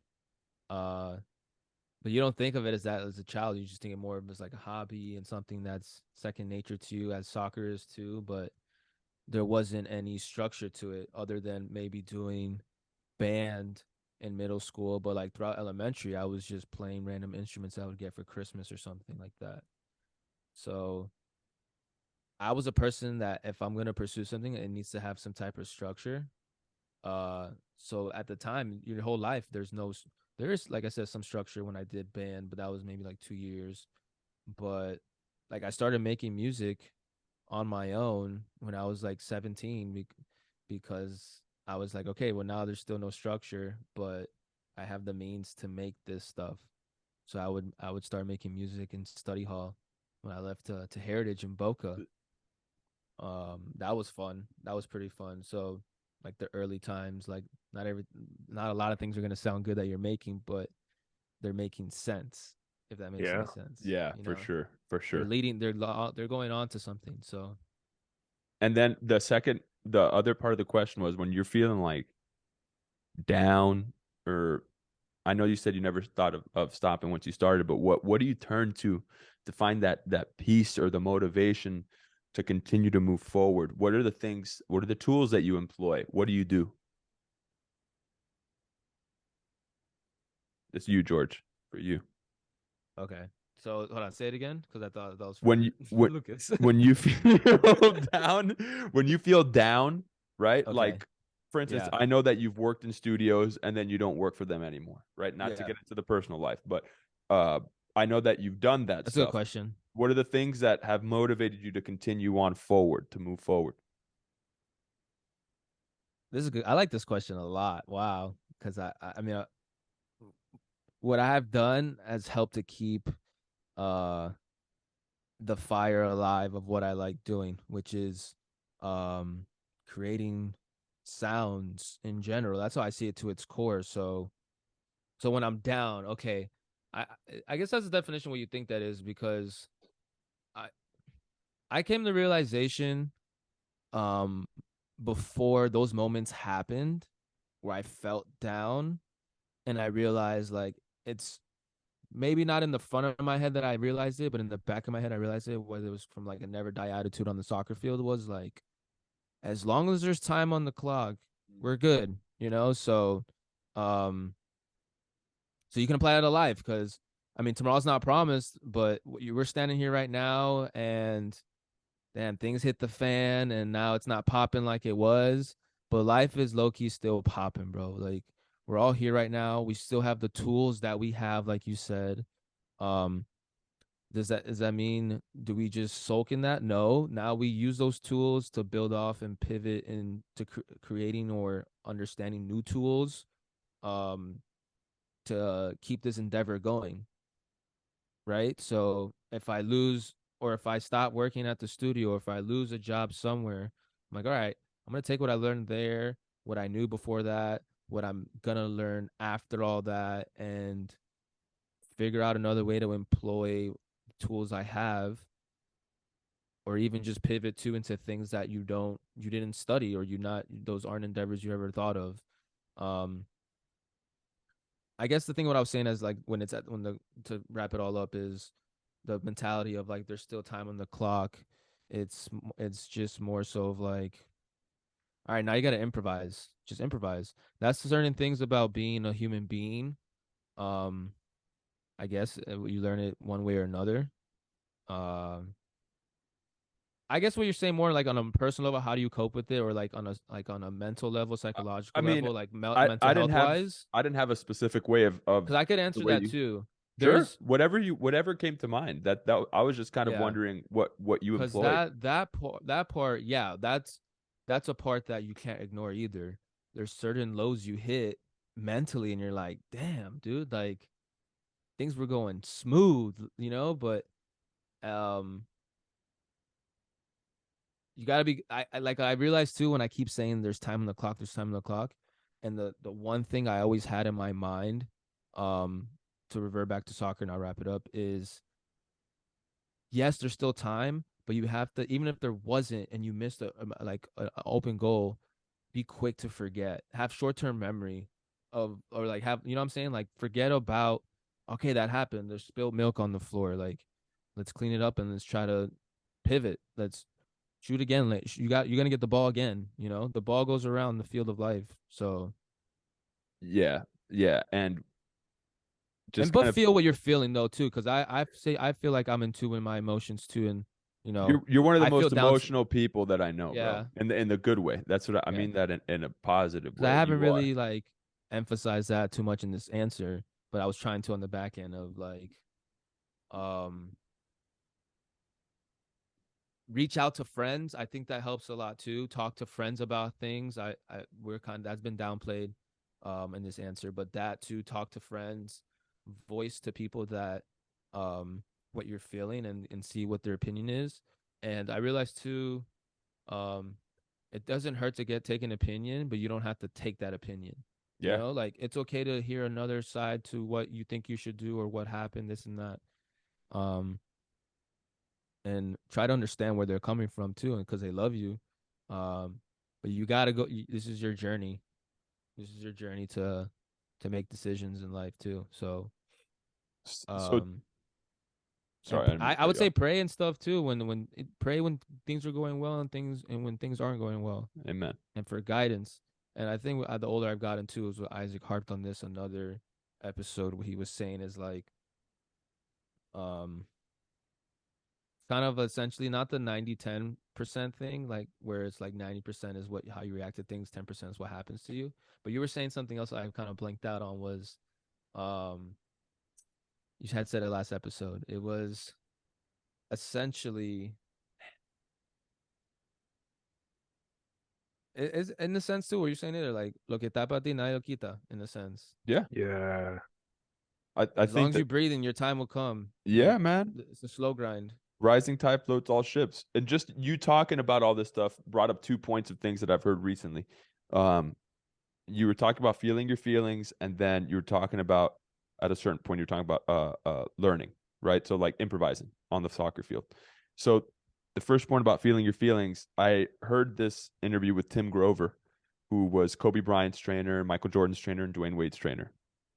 And he has these great books out and everything.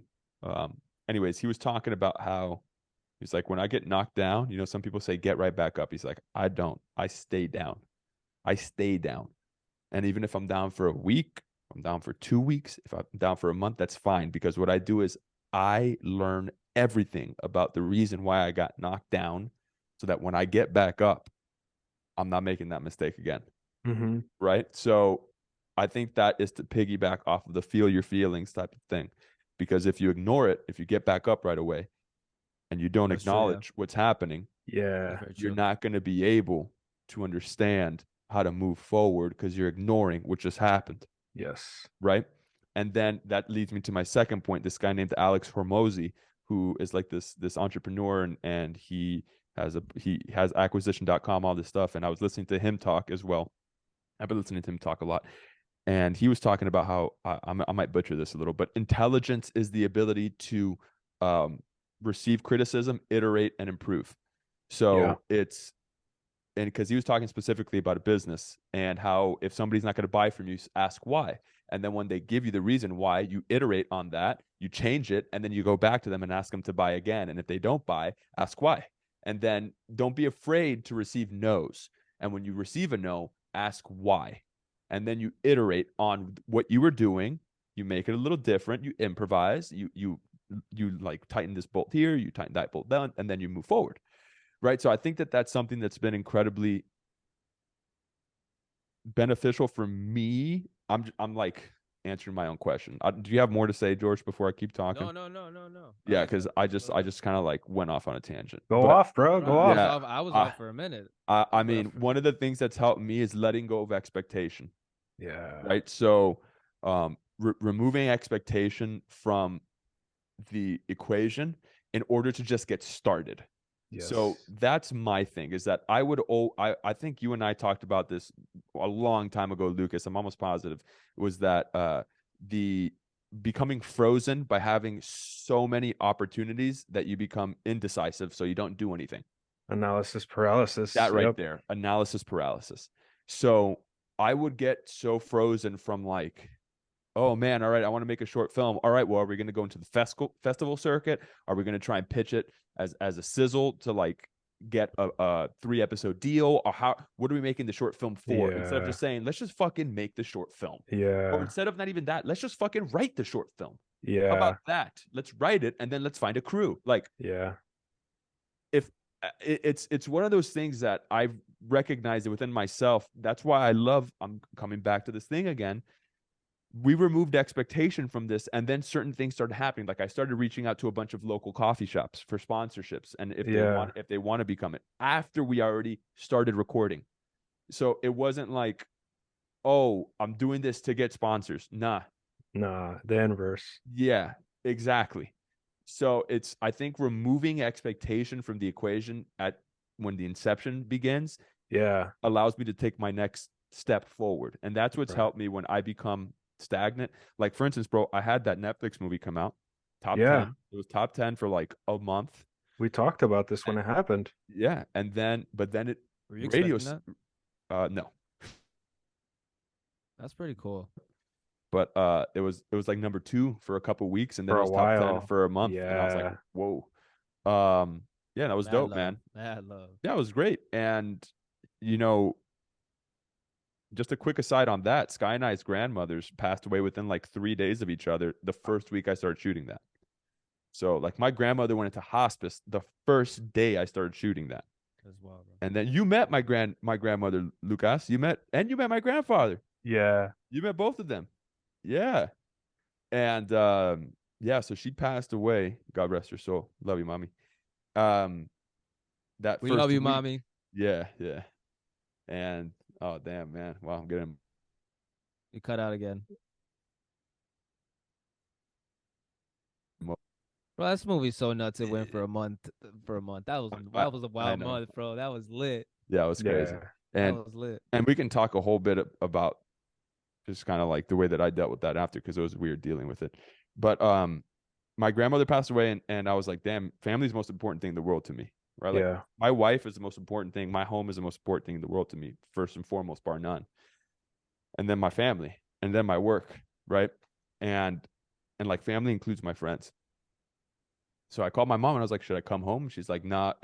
One of the benefits of COVID actually was that they had to push back all the funerals and weddings and everything. So we had like a month and a half until her funeral and everything was happening. Yeah. They had to push it back. So I could finish the movie and everything. But another benefit of all that happening was I remember being on set, bro. And like I told people about it, and you know, it's not their place to have to ask me every single day how I'm dealing with it. But I had a couple people that would continually ask me. Check But the in. first day, Yeah. the first day people were, you know, a little sad or whatever, but then people were doing their jobs. And then I just remember thinking, Javier Bardem talks about this, that silence is the actor's best friend. Oh, And that's then so good. a movie set is anything but silent.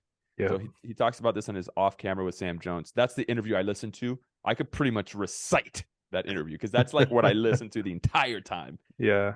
And he talks about how sometimes on set, some people might think that he's like, I don't know, mean or whatever, because he asks everybody when things are going crazy and he can't get something, he tells everybody just stop moving, stop talking. Abrasive. Yeah. Just stop, right? Because he just needs, when he needs to go somewhere, he doesn't need people telling him what to do. He needs to sit in silence and the answer will come. So anyways, I remember looking at the commotion of the movie set and everything going on around me. And I just remember thinking like this lady who like helped raise me is no longer here. I'll never get to hear her voice again. I feel her. I'm religious and I'm spiritual. So I believe in feeling her and things like that. None of this matters. You know what I'm saying? It kind of put things into proper perspective in terms of it just, and that's kind of helped me cope with those moments of feeling down as well, is that I go back to the moments in which I felt the most alive. And it's funny because death has made me feel keenly aware of being alive when I'm around death. And nature, man. Like I always try to close my eyes and listen to the sound of a river, even if I'm in the middle of a city. Like just getting away, and for instance, you know, we're in Yosemite right now, but just feeling nature, reaching out to my friends, meditation and prayer really helps me. Journaling helps me. But at the end of the day, I think the thing that I've learned recently with this, what we're doing, remove expectation from the equation when you're trying to put one foot in front of the other. Yeah. And then by proxy of the process, right? The process should be the expectation. When you're producing something, when you're making something, when you want to do something, it takes one step in front of the other. It's not about that end goal. And I know all these famous people and all these people that have made it all say that, fall in love with the process. You know, Kobe said that the process is the dream. The obstacle is the way. The obstacle is the way. And so it's not about, obviously, because I love basketball. So I try to always think about that. You want to win a championship every year. Yeah. I love what Giannis said when he got kicked out by the Heat. I do, man. I just tend to love what he said, which was because this guy asked him, would you consider this year a failure? And he got kind of heated, and then he had to, like, you notice how he stopped himself and he goes, I don't want to make this personal. I don't want to make this personal. Because that's awareness, bro. As you become older, take a breath. I always return to my breath too. And I start to get angry. I had a situation yesterday where this guy's like, hey, you can't park in this parking lot. And I go, oh, are you going to, but he was kind of being a dick about it. So I was like, you going to tow me? And he goes, I'm just telling you. Stopped himself as he was saying, I don't want to make this personal. Exactly. And he's about to say, how would you? Yeah. Would you consider your life a failure? You know, like he was about to go. He said before that was good questions, but then he was like about to slam dunk it on him. Yeah, exactly. And he stopped because he knew. Pivot to where this is all going to make some sense. And he knew that wasn't going to be productive, right? So the productive answer was, there are steps in success. And I believe that too. You know, like life, I don't think you can measure. Success is subjective. He's saying like you can't you can't just say we failed. No, we didn't fail, but we just didn't succeed the ultimate. We didn't achieve our goal. We didn't exactly. We didn't succeed. There's a difference. There's a difference between not achieving your goal and failing. There's a lot in between that too. Not a lot, but there is some in between. And the culture that he's created by being the leader of the team and saying that is, we're running it back next year and we're iterating. We're learning. We're improvising. Mm-hmm. So people get ready to put your hard hat on because we're coming back to take the next step. I want to play a sport right now. That's what I'm saying, dog. Like that is leadership, in my opinion. Mm-hmm. It's calling somebody out when they do something, but then understanding how to lead them into creating an iteration of that to be better. And I think that in life, success is subjective, in my opinion. Okay, because, and Russ Blackwell said this too when I was studying with him. He goes, your definition of success is going to change over time. Yeah. So at the beginning, you might want to win an Oscar, you might want to do all these things, but then 20 years down the line, you might have a family that you're raising, a couple kids, and your idea of success for this acting industry is acting community theater, 2 times a year, and raising the best children you possibly can. And that is just as successful as winning an Oscar. Don't let somebody tell you that's not as successful. Yeah. So there are steps there, as the kids like to say, there's levels to this shit. Right. So there is, man, there is kind of encapsulating everything we're talking about, and just kind of like moving the needle forward, proper representation, the ups and downs that we've gone through. How do we cope with everything? I think what we're doing right now is incredibly profound and important to understanding that we're moving forward. Like, we're here. Yeah. Right. We're here, which is the fact that we're even here is mind boggling. Yeah. Right, bro. Like, Lucas, I met you in 2011, dog. I've known George Michael since I was 5. Yeah. You know what I'm saying? Like, we're here. We made it, boys. It's a blessing. That's the thing. And we got so much more to go, but we made it to here. Yeah. And something I wanted to touch on that so profound. George spoke on, and obviously you just mentioned about the ups and downs, right? Jeremy Pope, who was nominated for the Golden Globe for his work on The Inspection last year, it was a movie. He was a part of the Hollywood Reporters Actors Roundtable. I know exactly which one you're talking about. Yeah. So it came up during the conversation, and the thing that he said is, I was particularly feeling down at the time. I think I was going through another up and down in my life, and I went to go talk to my therapist and express this to her and said, just going through this downturn again, and like I really just wish I could kind of like mellow out and just like find the balance in life, right? And the therapist said, yeah, but if you look at a heartbeat monitor, if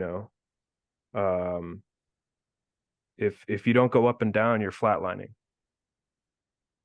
Life is all ebbs and flows. Yeah, I remember. Damn, that was what a picture. Yeah, and so as soon as he said it, it was immediately cathartic for me, and it's something that's going to live with me. Is that, if you try to mellow out, you'll flatline. Man, when times are going rough, you gotta remember, like, at least you got problems. Some people wake up and they got nothing. Yeah. Exactly. And a lot of times our problems are first world problems. Yeah.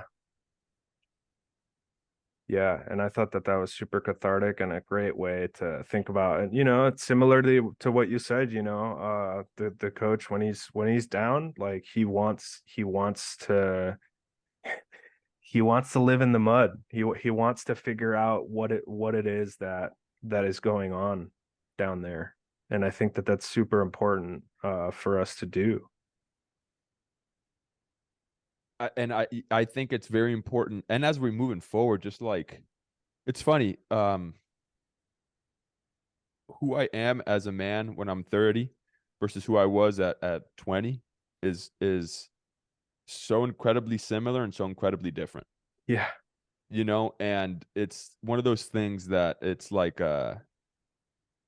the idea of strength to me, like I was talking to one of Sky's castmates yesterday, is for instance, in certain situations, I'm talking to a buddy, might as well, knowing when to walk away is another huge testament of strength, which when I was younger, I didn't understand how that was strong. I considered that weakness, right? Walking away. And what I mean by that is Matthew McConaughey has that great saying, and we've talked about this before, George, where it's like, you learn who you are by learning who you're not. That's how you learn who you are, right? And then when you learn the things that you're not for, you got to learn to walk away when those things are presented to you. And that's a big testament of strength to me, as I've gotten older and figured out more who I am as a man, is encouraging the things and accepting, right? There's that prayer. What's the prayer where it's like, Lord, let me know the things that are in my control and accept the things that are not in my control. I forget what it is, but it's a prayer. And I think that one of those things is, it's really important to understand, because there's, like you were saying, Lucas, so many things are out of our control. And we try so hard to strangle those things. And that's analysis by paralysis. When you start to strangle those things so much, you don't iterate, change, and put a foot in another direction. Right? Yeah.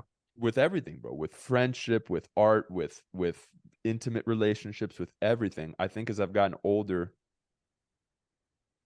I'm just really starting to realize more and more, yeah, the rubber, I am rubber, you are glue, whatever you say bounce off me and onto you sort of thing.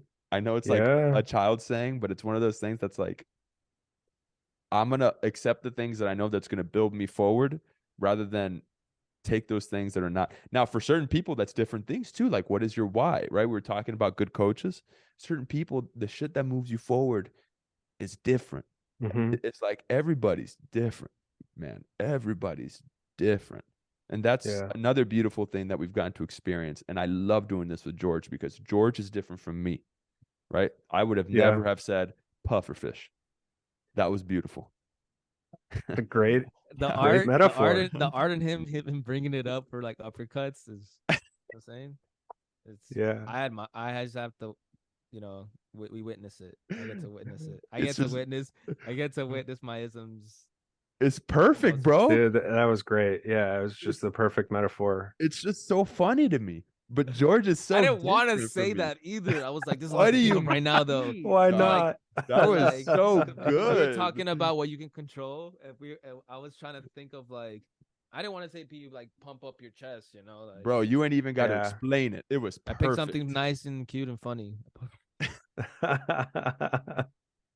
It was perfect. But it's just the ability to get to experience all these different types of people that we've had on. I mean, this is our 5th episode, and oh, my dog is going crazy right next to me. And you know, it's just so nice to get to hear how different people walk through life, man. It's been such a great pleasure. And boys, we've already done 2.5 hours. Yeah. So I don't know if you want to. We can wrap it up if you want, because I think my dog wants to go outside. So I think I might have to wrap it up. But I have one last yeah, thing let's that go. I'd That's what I love was to gonna be say. curious about. Just on the topic of identity and artistry and stuff, Yeah. George, I'd love to hear your perspective on, you know, you make music, and obviously you have a musical identity yourself, and a identity as an artist. And I'd love to hear, like, you know, your name as a musician, and how you, I don't know, your relationship to your musical identity. All that stuff's like super interesting to me, because that's very much a part of being a musician as well. So if you can speak on that, I'd love to hear, you know. No, yeah, that's a great question. Because we kind of asked you that one earlier too about like stage name wise and stuff. Yeah. So I had a different name before the name I use now. I'm trying to remember what it was, but whatever. The name I have now is George Knox. Yeah. I don't know how I kind of, it wasn't too purposeful why I thought of that name. Gray Sure. Estate. Gray Estate. It used to be Gray Estate. Yeah, Gray Estate. There we go. That's what it was. And I had another one before that too. I've switched it a bunch of times. I was gonna like I almost did like Gray Sonic at one point, and then Gray Estate. I had that, and then I had like 2 other ones. I have to look back on them.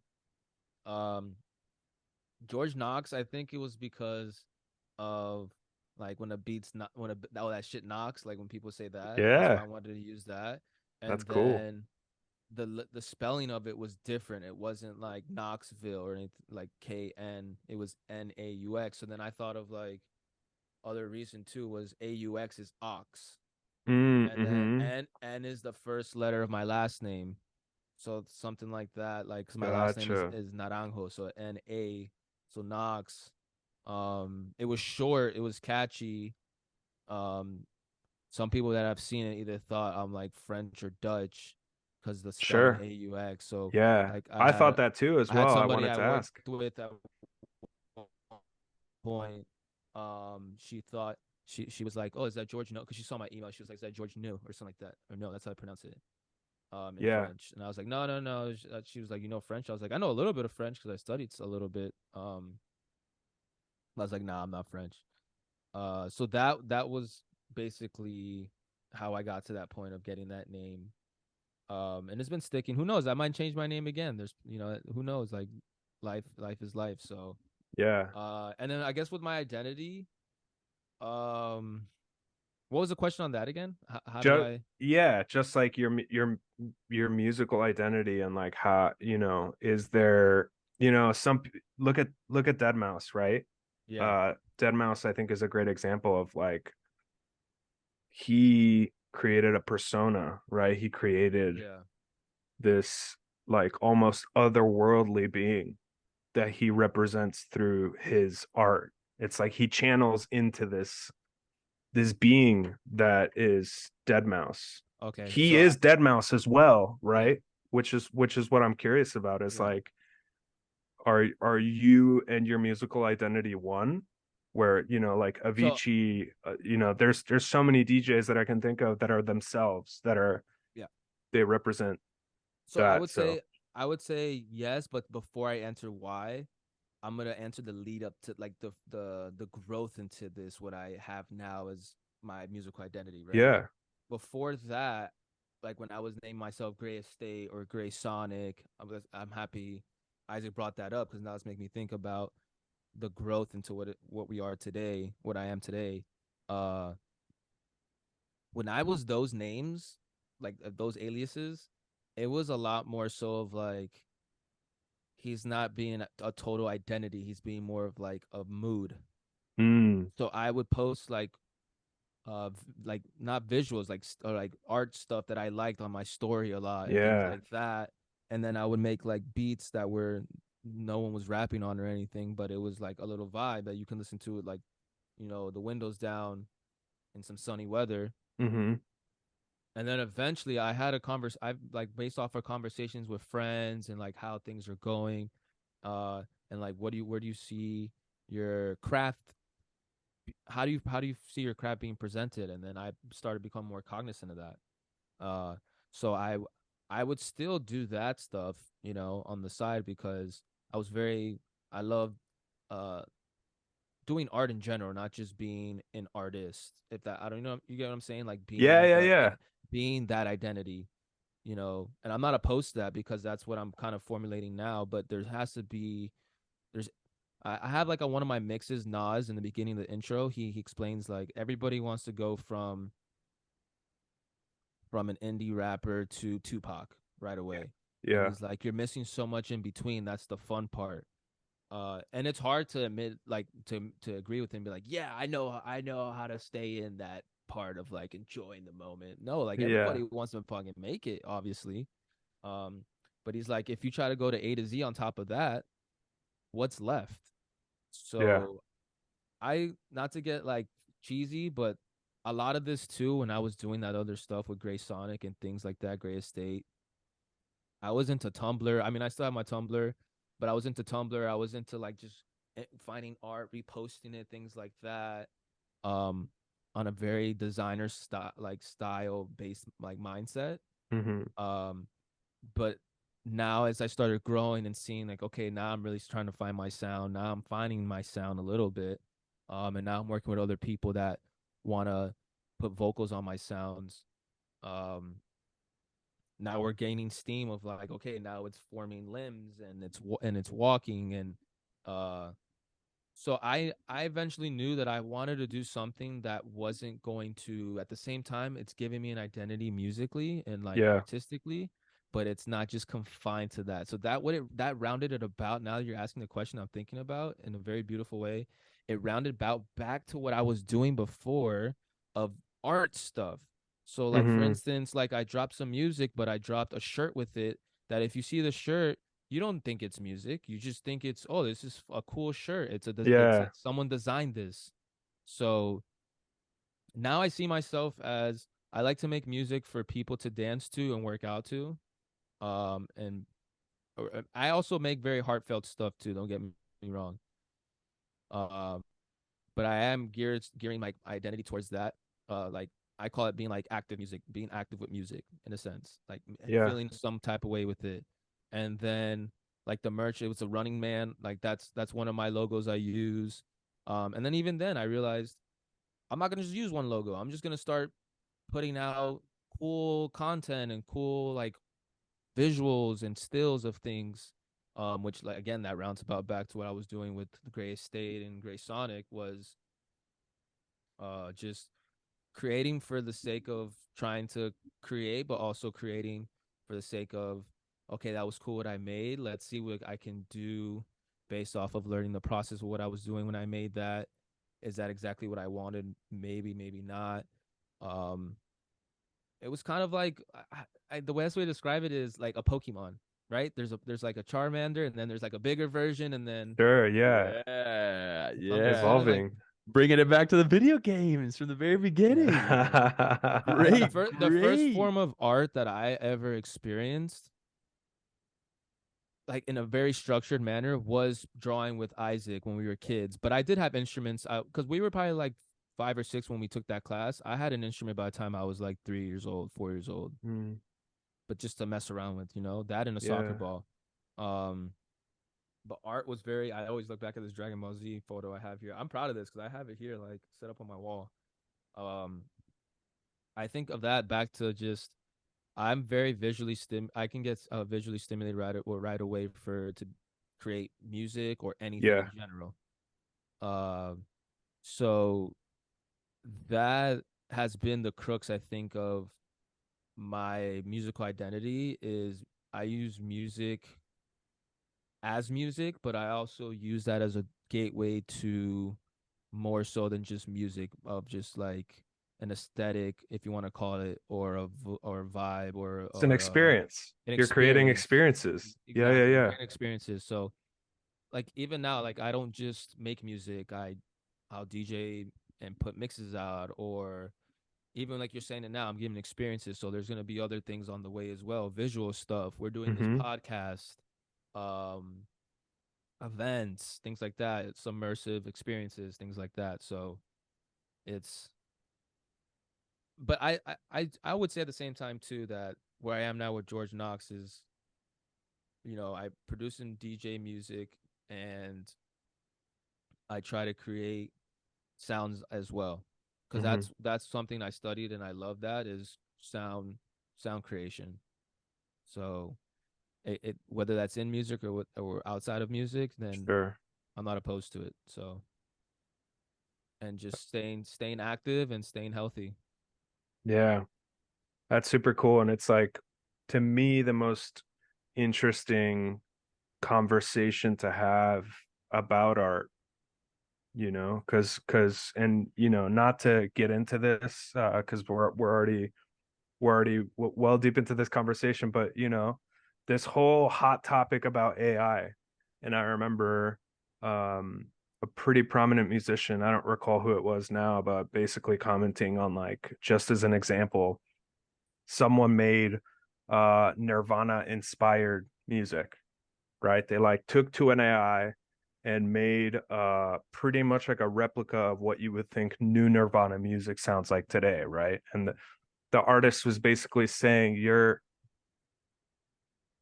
completely bypassing the reason the art exists in the first place, which is the artist, right? It's like you're removing the very element that is the reason the art exists to begin with. So to bring it back to what I was saying is like that to me is the most interesting aspect of art, is to talk about the process of the art from the perspective of the artist as well as the art, right? Because it's all one thing, the inspiration is the expression.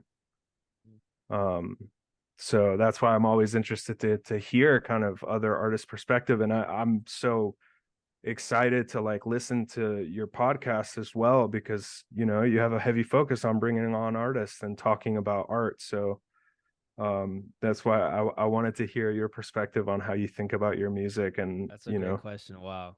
yeah. Um, That was an awesome question. Because Actually, I have spoken briefly about this with somebody. You want to answer that what you feel, Isaac, and then I'll go, or about what, the AI thing? Is that what you're asking me about the AI thing? yeah. I mean, I think that I actually talked about this with a director recently. Was we were talking about Chat GPT specifically, which I actually used. I like tried it out and it was I kind of haven't yet, but interesting. I plan to.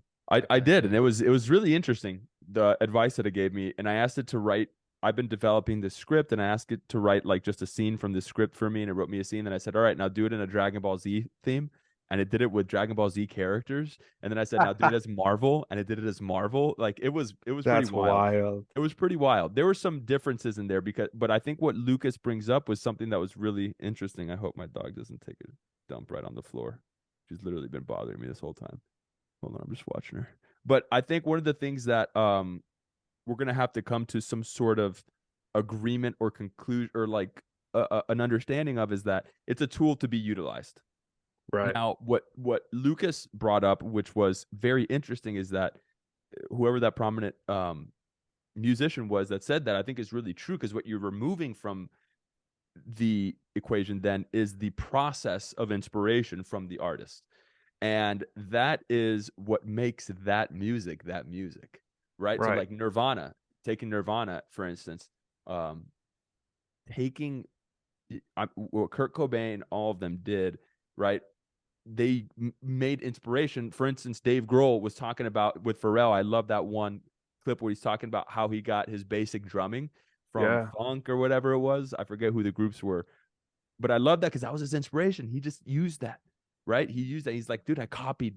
And I told that guy one time, he was at a barbecue at my house, and I told him, you're the whole reason why I even have this house, right? Because he was like, I literally used exactly what your funk beat, but it was used in a rock sense, right? So Nirvana. So it's that process is what's being undervalued. Now, if we can somehow come to the agreement of using the tool in the process for inspiration, then that's where the two, I think, become sort of in this cohabitation of it being in that same process, right? Because it's just gonna these things aren't gonna end. It's literally just cycles of life. Like when the printing press came out, people went wild.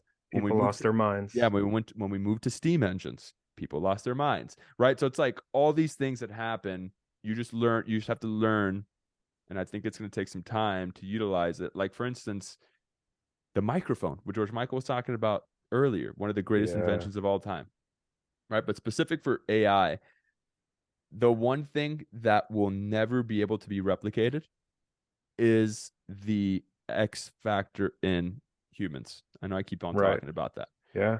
But you can have this gigantic collection of millions and billions and trillions of things across the internet and all this stuff. However, that will never be able to replicate. Like I love in Good Will Hunting when Robin Williams tells Matt Damon, you might be able to tell me everything about the Sistine Chapel, but you can't tell me what it smells like. Yep. And that's what I mean from it. You know, it's that source of You cut out. Oh, your mic cut out.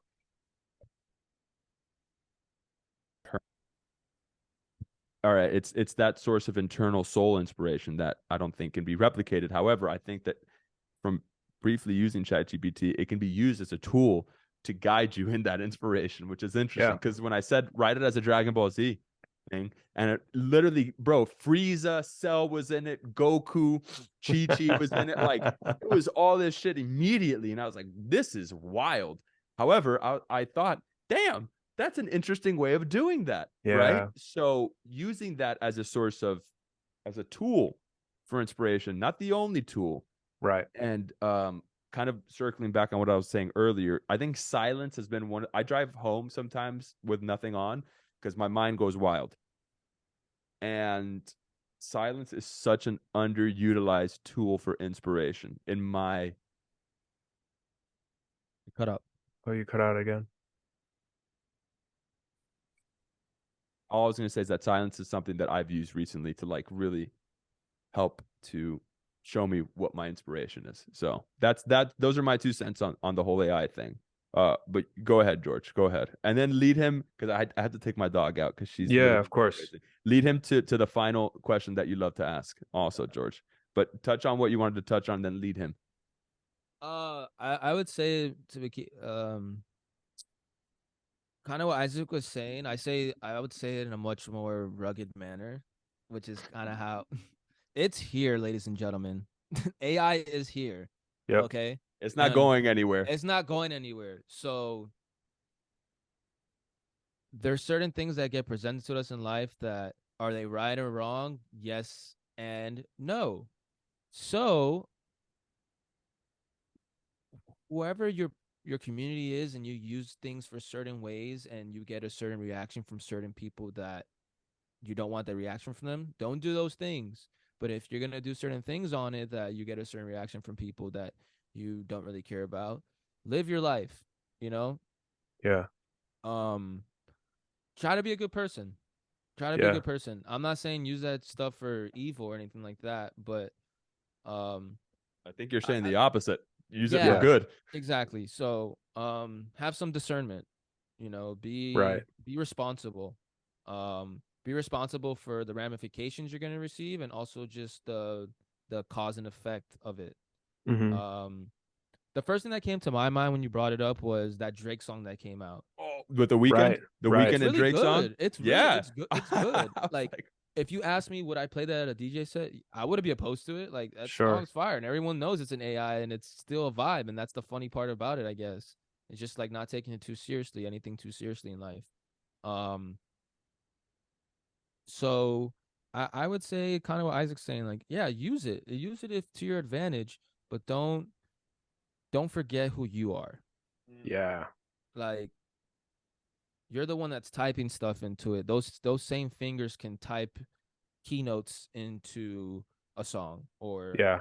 you know like it's not it's like I've said that song's fire. Whoever thought of that to type that into AI to make it, kudos. That's fire. Yeah. It compels some people out here, maybe me included, to want to play that on a DJ set. Sure. So it's tough. That's why I said all that in the beginning. It's here. Do what you want. Don't do what you want. As for me, um, yeah, I'm more along the lines of like I haven't even touched it yet, so I'm kind of more along the lines of what Isaac said of yeah, use it for certain things, but don't substitute it for who you are and Yeah. what you bring to the table and what you can do. But there's just so many layers to it. It's like people are using that now to get the easy way through things, whether it's schooling or I don't know, work or whatever it is. Who am I to say what you should be doing and shouldn't be doing? We all cheated on the test in school. We, like, let's not Yeah. play ourselves. Yeah. like the That's how things I I got did through to cheat on the chemistry. test were, bro. The things I did to cheat on a test was hilarious. Same. So, yeah. All in all, just still try to be yourself at the end of the day. Don't let things substitute for who you are, or at least try not to, and try to be a good person. But it's a Facts. beautiful thing. It's beautiful and scary all at the same time. Yeah. Most new things are, dude. Especially Yeah. technology. Yeah, I mean, well, going from beepers to cell phones, like that was a huge jump. Yeah. Right? Beepers to cell phones. And then, bro, I just remember like just thinking about texting. Remember how hard it used to be to text? Oh And man. you only had a certain amount of Buttons. yeah, Yeah. but also like text that you could send. You had like 100 texts a month. Oh yeah, yeah, yeah. I remember, 140 you, or 160, whatever. And then it I was. remember you could send it after 9 p.m. and you'd have unlimited text. And like, Yeah. it was, it was like I remember my parents would get me in trouble because they'd be like, dude, this is like a $600 bill. What did you do? And I, what do you mean? And they're like, you sent 1,000 texts. Just call the person, And Yeah. now I primarily communicate with people via text. Yeah. Right? Wi-Fi, Yeah. like just Mhm. all these things. I mean, yeah, you're right, George. That was beautiful the way you said it. I wouldn't even say that was rugged. I like what you said. Use it as a tool, but don't forget. First part was where you're saying like, okay, this is something that we have to try to understand, and then I started just like, it's here. Yeah. It is. Yeah. Nothing you can It do is about here. it. Yeah. There's nothing you can do about it. So acknowledge it. But don't lose who you are. I think that was Exactly. discernment is That's one of the things I pray for every morning is discernment. Yeah. But that's a beautiful thing, man. That was beautiful. What do you think about it, Lucas? Yeah.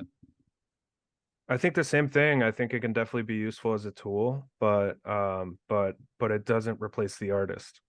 It can't, in my opinion, it won't create art in the same genuine. It won't come from the same genuine creation as you, I, George, the artist. It can't be compared to art, that comes from an artist, because it did not have the same point of creation. So that's how I feel about it. But yeah, it's a tool. It's a tool, just like you said, George. It's here to stay. And like, I think fear, the main source of fear is ignorance. And the more you learn about something and gain knowledge from it, in general, the less afraid we become of it. That's not absolute, obviously, but ultimately it's that. It's like um, learn it and use it if it's something that is going to help you in your process, but don't let it replace you, because Yeah. it won't be able to. And maybe I tiptoed around what do I think about it on a scale of morality or just anything in general. Yeah, I tiptoed around it because I haven't even explored it. So like Of I don't like to course. give opinions on things, a fully stated opinion on something that I haven't even experienced, which that's like a whole nother conversation that I've had with people in my family or Of course. life about things that they don't agree with that I agree with, and just vice versa in life. So, or just anyone in general, we all have our differing views, but I try not to have too much of a view of something I haven't viewed. Very, That was awesome. I try not to have a view of something I haven't viewed. yeah, that's a great way to put it.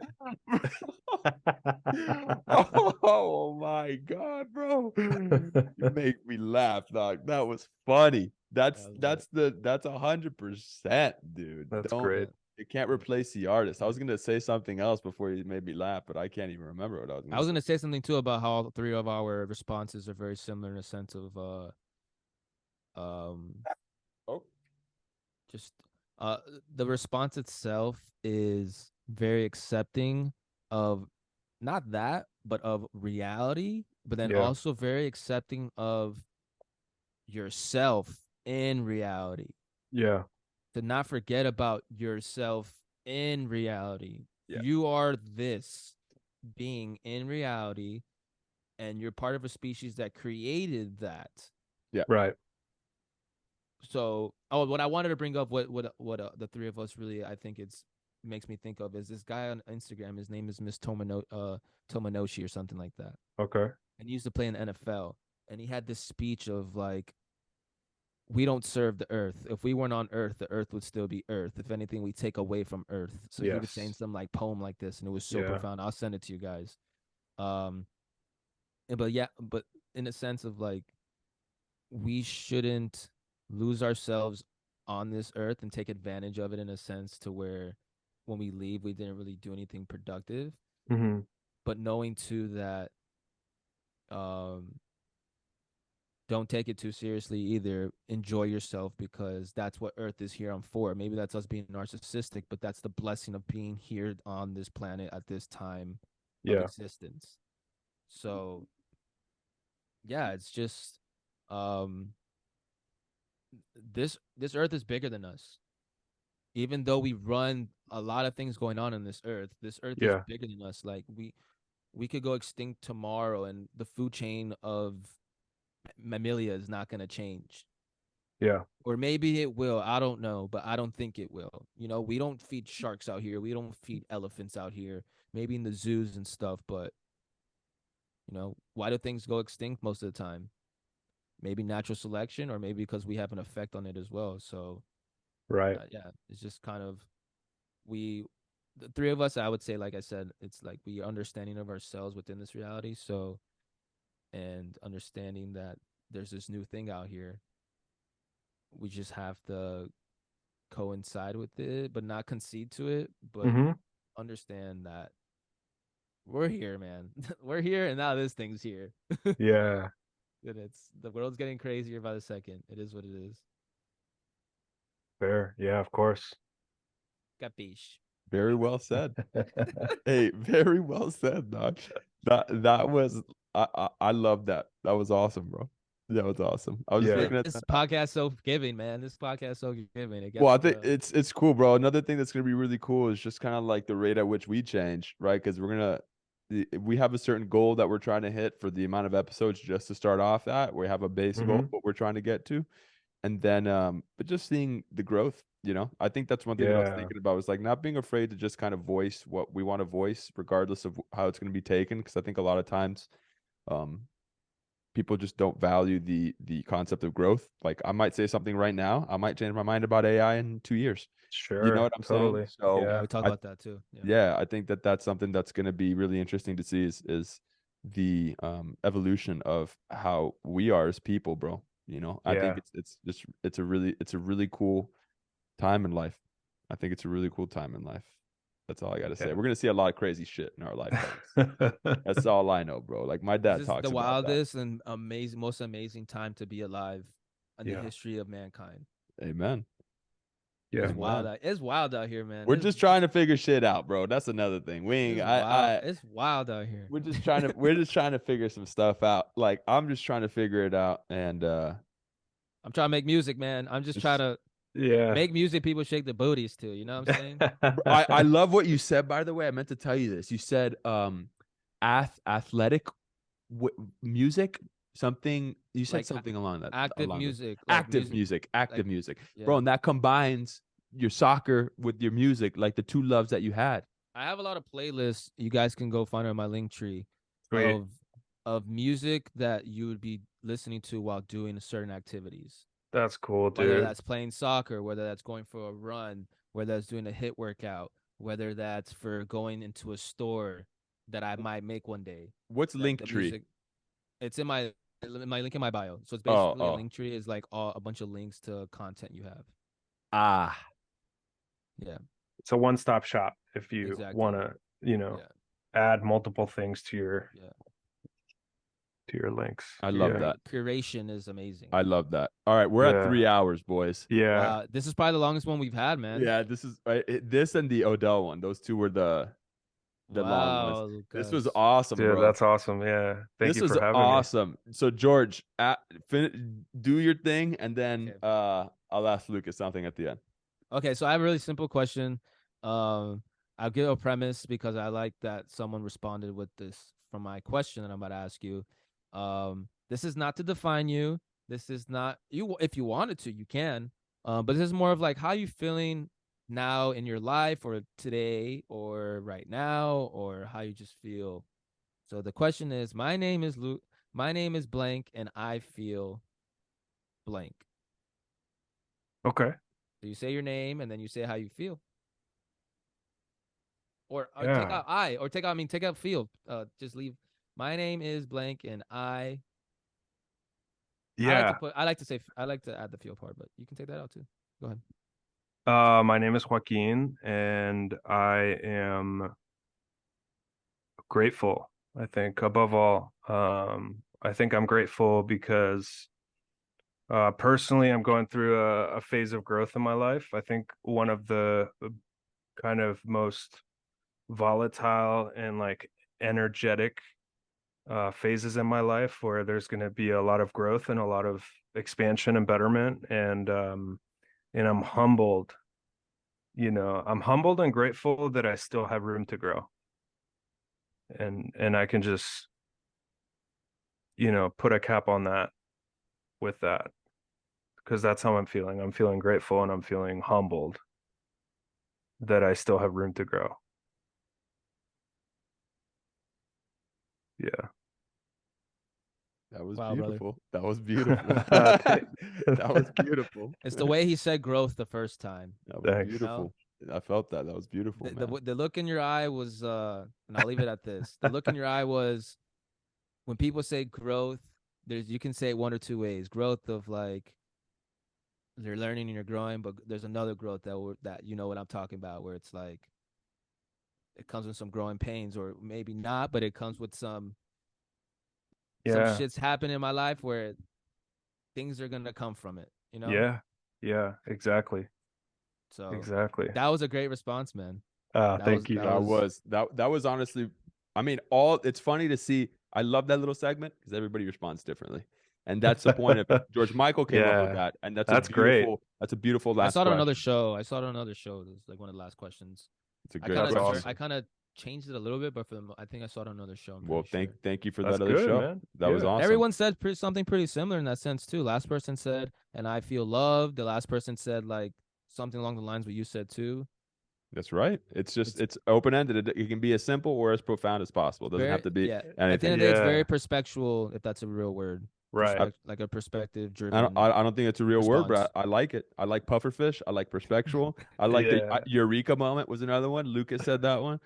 There's a lot of them that I'm taking from this. There's a lot of little quips. So Yeah.